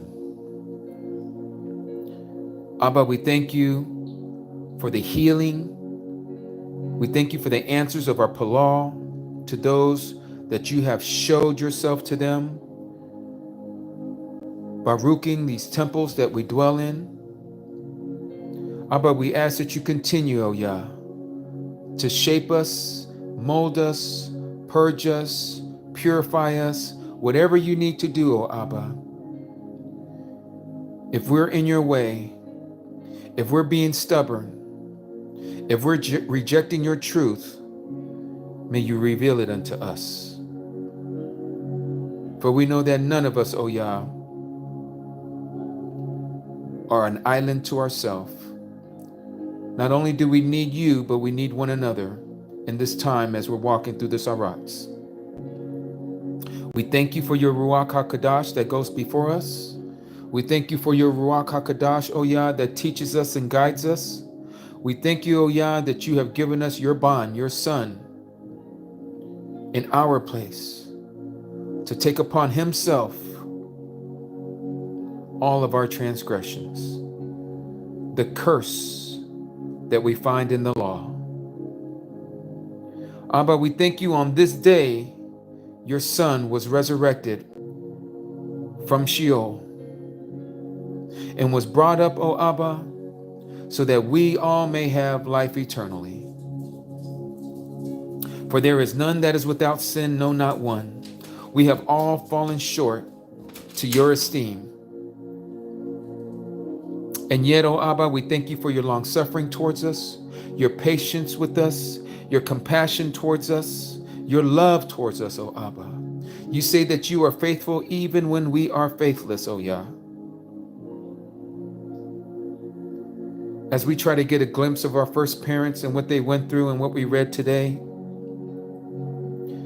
Abba, we know that you have so much long suffering and so much favor on our first parents, as you do with us, your creation, your children, your sons and daughters. Those of us who are seeking your wonderful and righteous face that can't wait to see you face to face, O Yah. On that day when we can kiss you and you hold us and you speak to us verbally, O Abba, and we're able to see you with our own very eyes, O Abba, and not die. We look forward to that day, O Abba, when we are truly in your presence with all the Malakim and all the set apart Kadashim that is there, and we are all dwelling amongst each other in your kingdom, in your empire, in your reign, O Abba. We thank you, O Yah,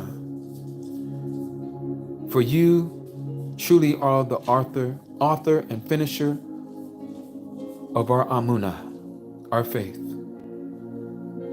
Abba, we continue to pray for our friends and our family, our children, our co-workers, those who don't see what you have allowed us and revealed to us to see.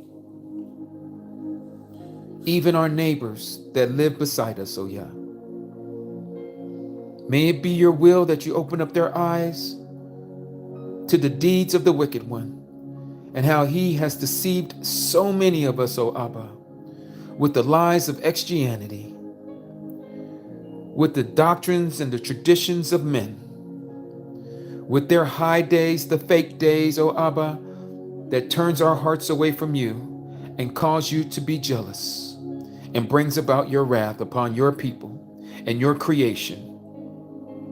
Forgive us, Abba. Forgive us for our weakness. We are but mere mortals. And we ask, oh Abba, that you would allow our own people, our friends and our family and our children and those that we know, you know them all very well. We palaw that you will open their eyes. May they not be lost to the wiles of the enemy of Shaitan. This is our palaw on this fourth day of Matzut. On this resurrection yom, we give you all the praise, honor, and esteem, for you are truly worthy of all the praise. We ask these things and petition these things before you in the mighty name of your Son, Yahushua HaMashiach. Hallelujah, hallelujah, and hallelujah. So be it. Hallelujah, Mishpaka.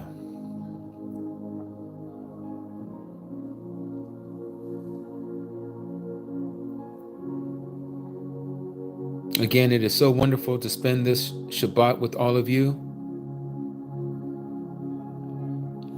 For those of you who have your calendar beads, and again, we do have some going out tomorrow.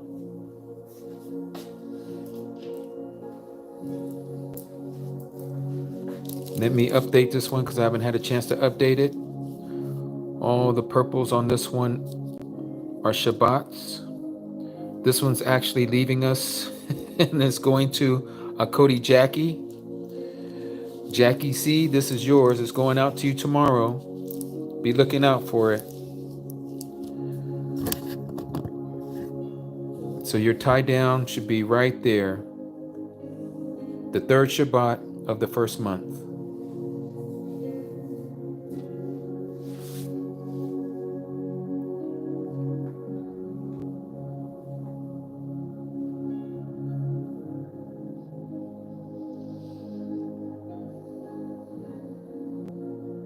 Praise Yahuwah. For those of you who are interested that don't have one or want another, just get a hold of me and I'll let my Asha know. And when she has an opportunity, she will make one for you. Let me sit back down.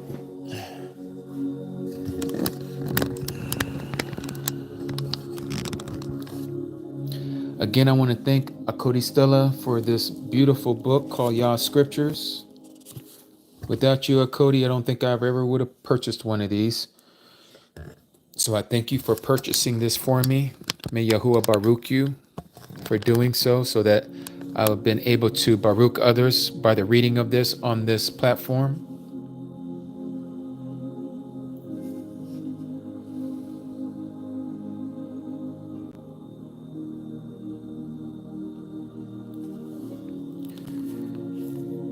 And again, on this Yom, on this day, the 18th day of the first month, we have 3 days left. And you know, if you think about it, this has just been brought to my mind. If you look at a menorah and you look at the 7 days of Matzot, the Shabbat lands on the fourth day, or the center branch. What I mean by that is, imagine, hold on one second here, let me show you using this calendar bead. Imagine here, this first one here. So on this one, the gold beads are high days, are appointed days. And again, the purple one is the Shabbat. Well, this first one is Passover, Pesach. So you have 3 days of unleavened bread on this side of the Shabbat, and then you have 3 days of unleavened bread on this side of the Shabbat. Just like the menorah, you have your 7 days, and the Shabbat falls right smack in the middle. Do you think that's by accident? Not at all. The second Passover doesn't work out that way. That Pesach is the second day of unleavened bread. This first day is Pesach. First day of unleavened, second, which is a Shabbat, third, fourth, fifth, sixth, seventh. Only the first month, the first Shabbat or the first Matzut week works out perfectly.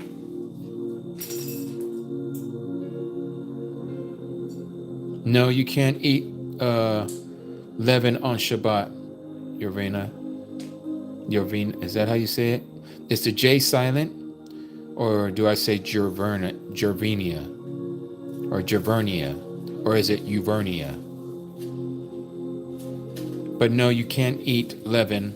You have to wait till the 7 days are over. For 7 days you are to eat unleavened bread with Passover. That would be 8 evenings. 1, 2, 3, 4, 5, 6, 7, 8.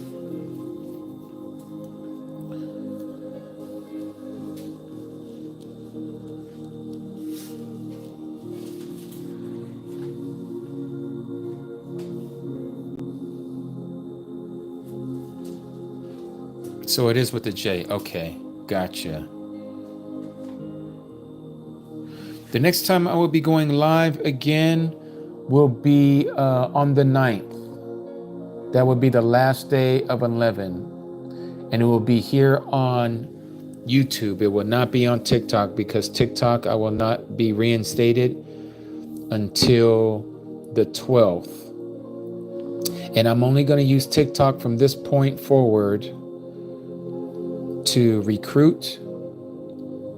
I'm only going to use YouTube from this point forward, the Mishpachah.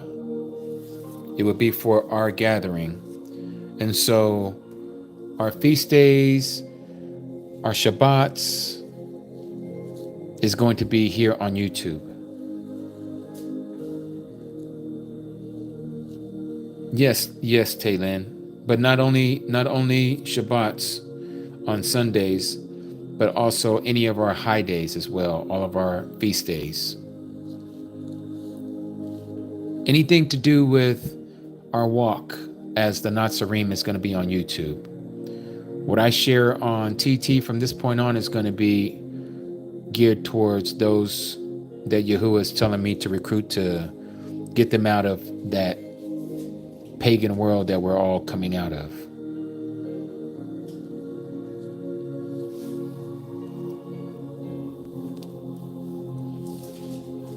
Yeah, I think it's better this way. And I thank Yahuwah for allowing me to be banned yesterday, because if it wasn't for that, I would not have thought of all of this today.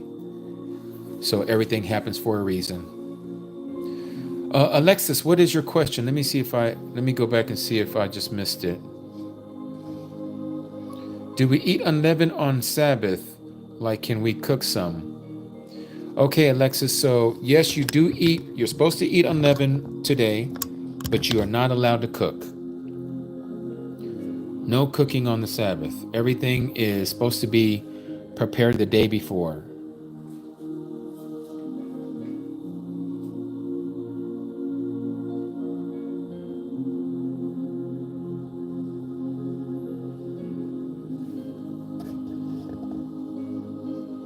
What's wrong with pan dulce? What is that, Luis? I don't know what that means.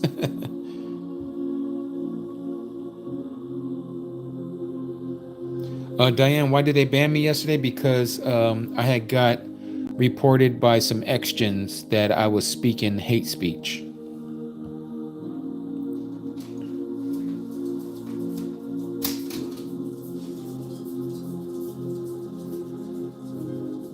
Oh, pan dulce. I don't know what pan dulce is. I've never heard of that. Sweet bread? Oh, okay. Yes, we can warm up. That is correct. Oh, I'm sure that's probably got some yeast in it. Yeah, I think I have 2 more times before they banned my account on TT, but that's okay. I always got another one, and if they ban that one, I can always go back to another one. But I will not be casting our pearls before swine on TT any longer. I will only be recruiting off of TT. Huh, baby girl? Huh, sheepish?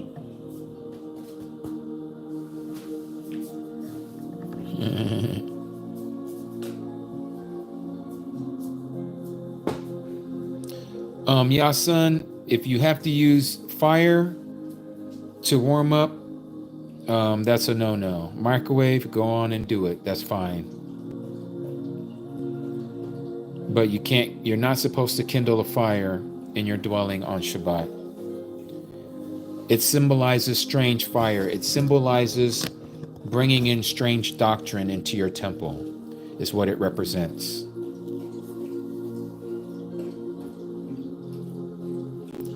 Is your oven, Nicole, by chance electric?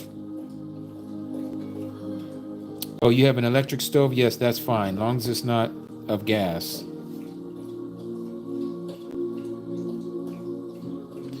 Of course not, Taylin. But we don't use it because the pilot is always on. The word kindle means to start. I shared this analogy before. It's like if you live in a cold place and you're warming your home, imagine living back in the days, right, when they didn't have modern appliances. They didn't have heat exchangers and all of that stuff, right? Air handlers.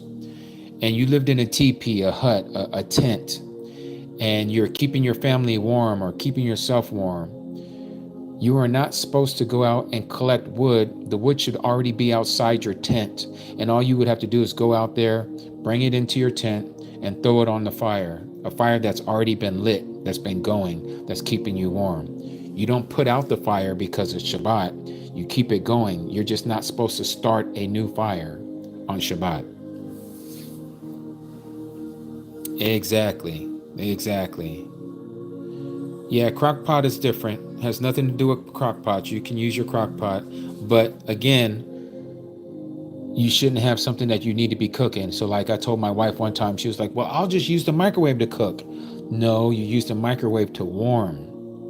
It's to rewarm your food. You're not to be cooking food. There's no way around that. No cooking food. It's a day of rest. If you didn't cook it the day before, you definitely don't cook it. I don't care if it's electrical or gas. You can't cook on Shabbat.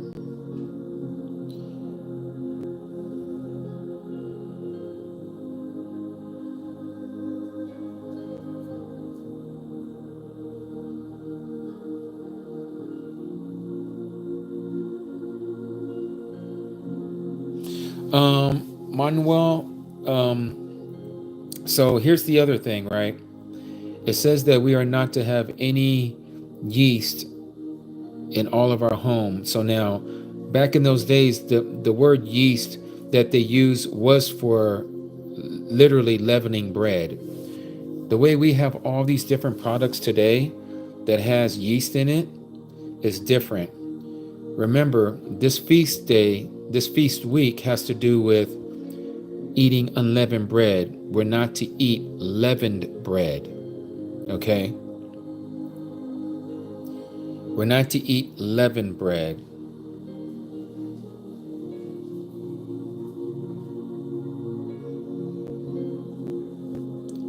If that's the case, even like wine has yeast in it. Yet wine is used, we know, multiple times for Matzut. For those who use wine, like alcoholic wine, it has yeast in it. That's the fermentation that is used to ferment wine. Yeah, it's the bread. It's the bread that is mattering here. It doesn't have to do with every single item in your house that has yeast in it. But the thing is that if you want to be safe, that's what I do. I just don't eat anything that has yeast in it at all. But the scripture doesn't say that. The scripture is talking about that yeast should not be found in your home because that yeast was used to leaven bread. Just the bread, exactly.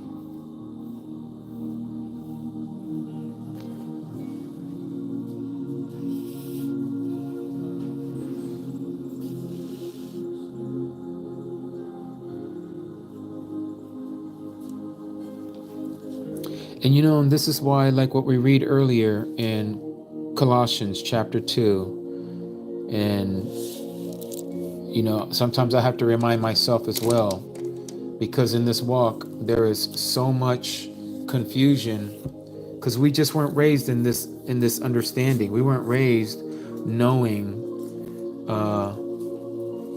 the Tanakh and the Torah. We just weren't raised that way. We were raised in a home that understood Gentile ways, and when we come into this understanding, we're having to deprogram to reprogram, right? So it does cause a lot of confusion.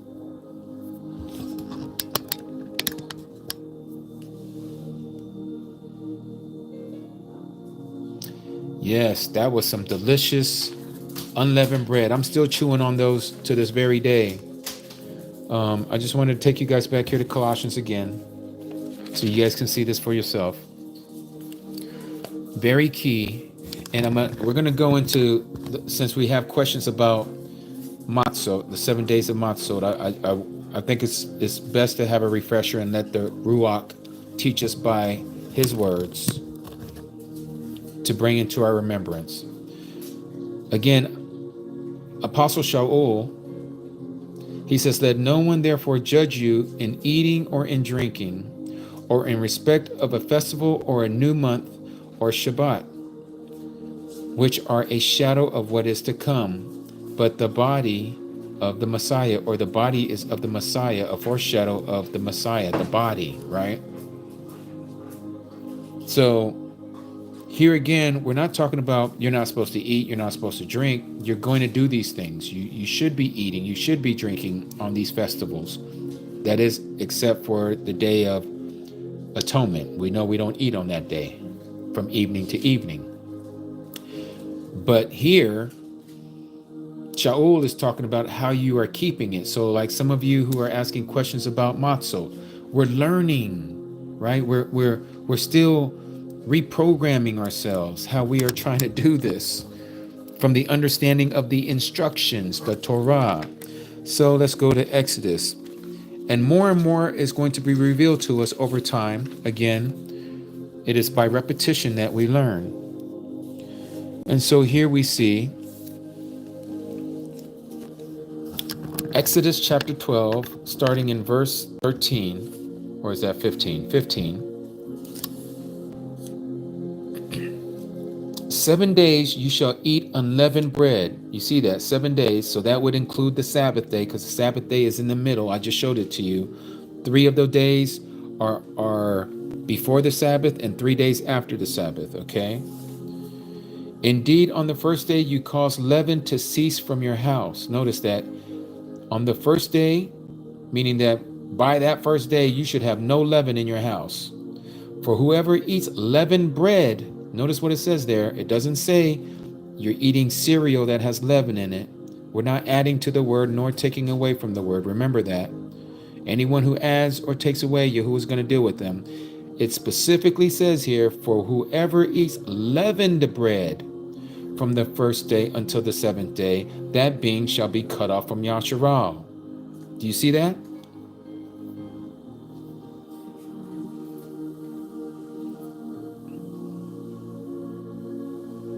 Do you guys see that?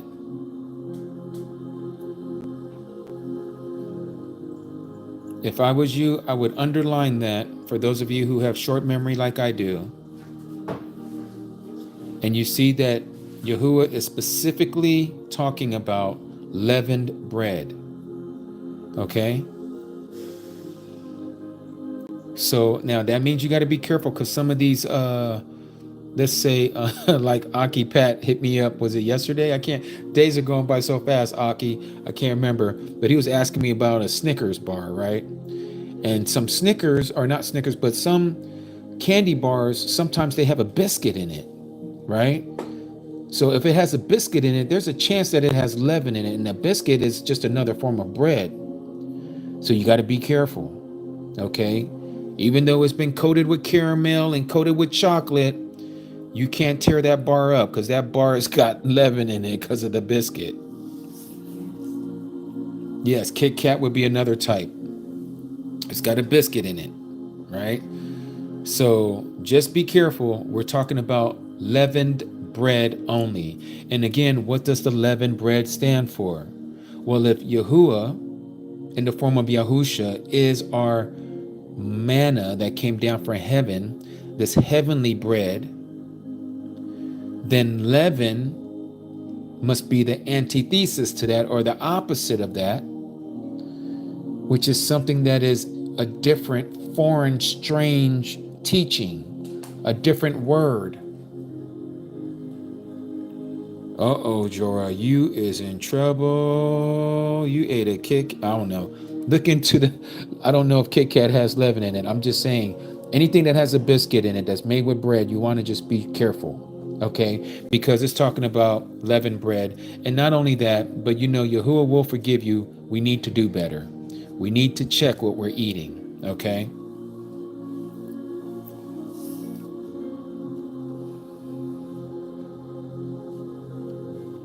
Exactly, Diane. It's about the teachings that we have received. Like we were talking about yesterday, what we read in Matityahu.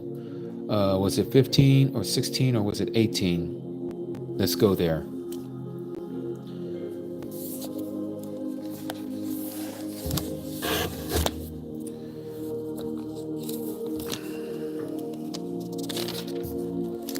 Did you say something? Oh, you can speak out loud. They can hear you. Go ahead. Snicker bar is okay. Yes, I don't think there's any in there, right? Yeah. Yeah, that's what I was telling our Aki, that he should be fine with that one. Okay, let me see here.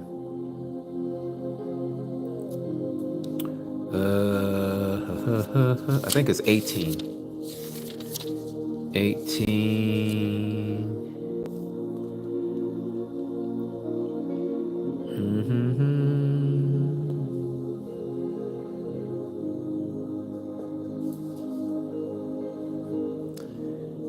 Nope, it's not 18. Let me go back. I'm missing it.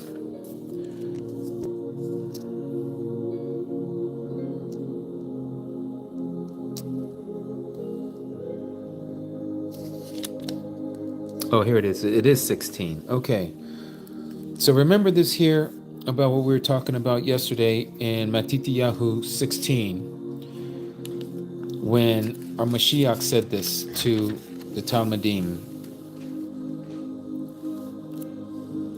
Verse 6, and Yahusha said to them, be careful and beware of the leaven of the Pharisees and the Sadducees. And they reasoned among themselves, saying, because we brought no bread. But Yahusha, aware of this, said to them, O you of little belief or little understanding, why do you reason among yourselves because you brought no bread? Do you still not understand? Neither remember the 5 loaves and the 5,000 and how many baskets you picked up? Let me turn this down a little bit here. That you picked up? Or the 7 loaves and the 4,000 and how many large baskets you picked up? How is it that you don't understand that I did not speak to you concerning bread, but to beware of the leaven of the Pharisees and Sadducees? Then they understood that he did not say to beware of the leaven of bread, but of the teaching of the Pharisees and Sadducees. So when we see this back here in Exodus chapter 12, for whoever eats leavened bread from the first day to the 7th day, that being shall be cut off from Yasharal. Again, he's talking about foreign teaching, strange teaching, false doctrine.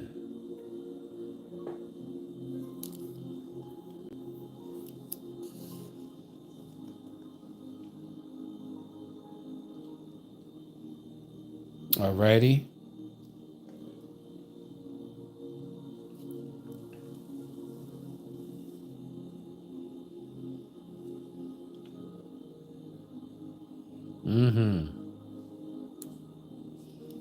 And then we also know that leaven has a second representation, like what the apostle Shaul talked about in 1 Corinthians chapter 5, verse 8. Remember what he says there as well. So let's put it all together.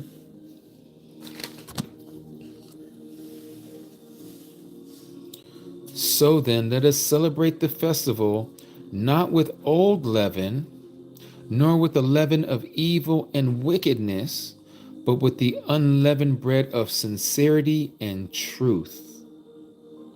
So the old leaven is our old ways, nor with the leaven of evil and wickedness, sin, transgression.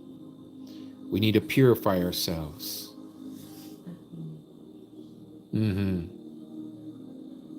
Yes.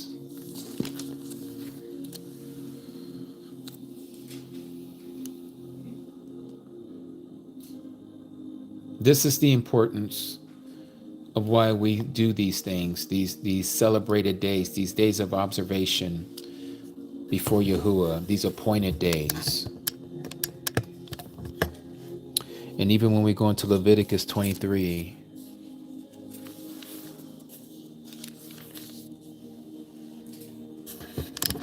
and it gives us a little more information here. And on the 15th day of this new month is the festival of Matzut to Yahuwah. 7 days you eat unleavened bread. On the first day you have a set-apart gathering. You do no servile work. And you shall bring an offering made by fire to Yahuwah for 7 days. That is the fruit of our lips, as we know in Hebrews chapter 13. On the 7th day is a set-apart gathering. You do no servile work.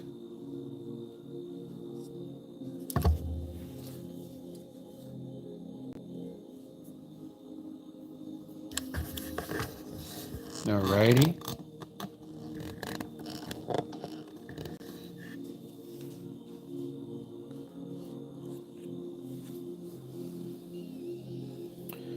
So we are knocking on 4 hours here, and I want to thank all of you once again for spending this time with me, and also with our Cody Shelby, who is still here. You want to say hi to everyone, Cody?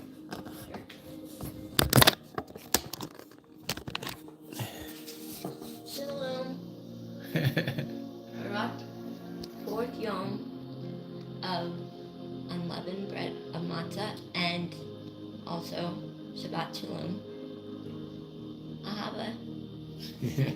Ahava, yes.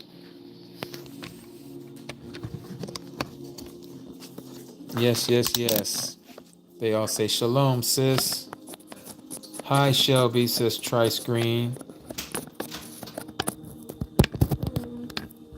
Again, thank you for this time. Thank you for all of you that we're to do this together, being obedient to our Abba Yahuwah's word. It is a Baruch every single time we do this for me. And we are going to do the Aaronic Baruch, Barakah.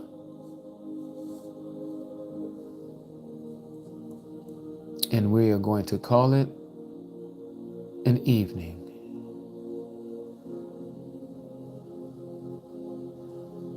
Here we are. Okay. Let's go to the book of Numbers, chapter 6.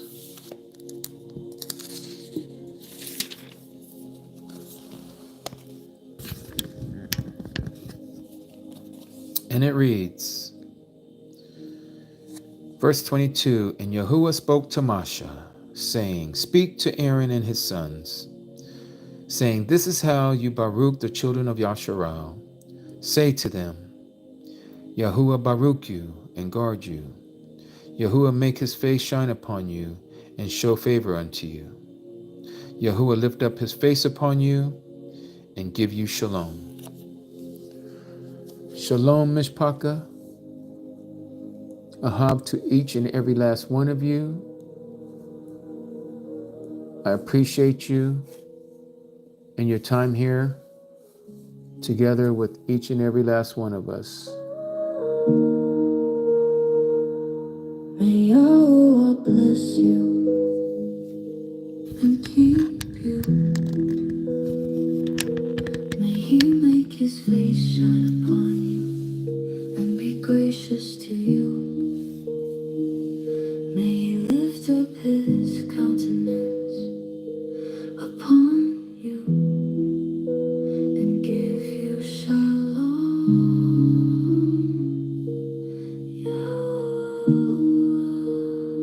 Diane, this is by Tribe Song. Tribe Song. It's called The Priestly Blessing.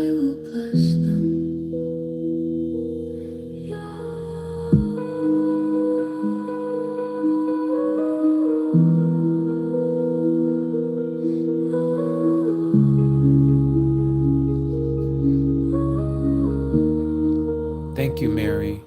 May Yahweh bless you and keep you. May He make His face shine upon you and be gracious to you. May He lift up His countenance upon you And give you shalom, Yahuwah. So shall you put my name upon the children of Israel, and I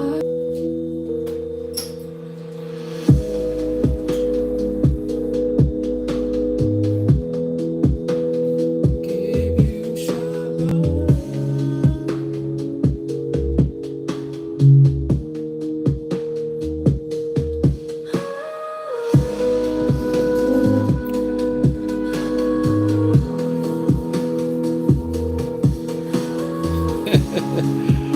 I see you, Aki L. Yes, Aki Patrick, it would be beautiful. One day we will. Before Yahuwah. Yes, all esteem be unto our Abba Yahuwah, the Most High.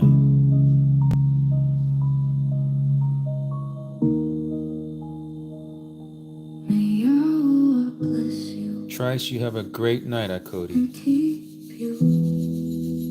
May He make His face shine upon you and be gracious to you. May He lift up His countenance upon you and give you shalom. Yes, all praises to the Most High Yahuwah, Aki Luis. So shall you put my name upon the children of Israel, and I will bless them.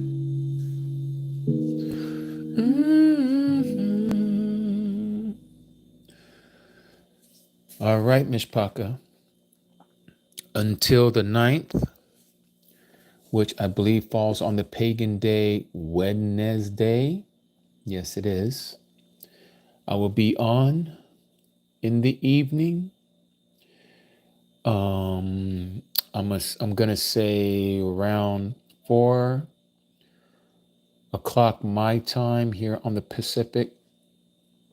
If not, it should be somewhere close to there, 4 or 5 or 6, to bring in the last day. And again, I want to thank all of you.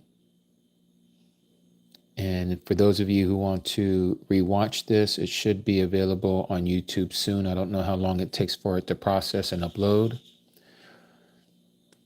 But I really enjoyed this. And I hope to see you all again on Wednesday to close out Matzut for this year. Yahuwah Baruch you and keep you, and may His light of His countenance continue to shine upon each and every last one of you. My name is Brother Jimmy, aka Ambassadors of Yah, signing off. Shabbat Shalom, Mishpaka.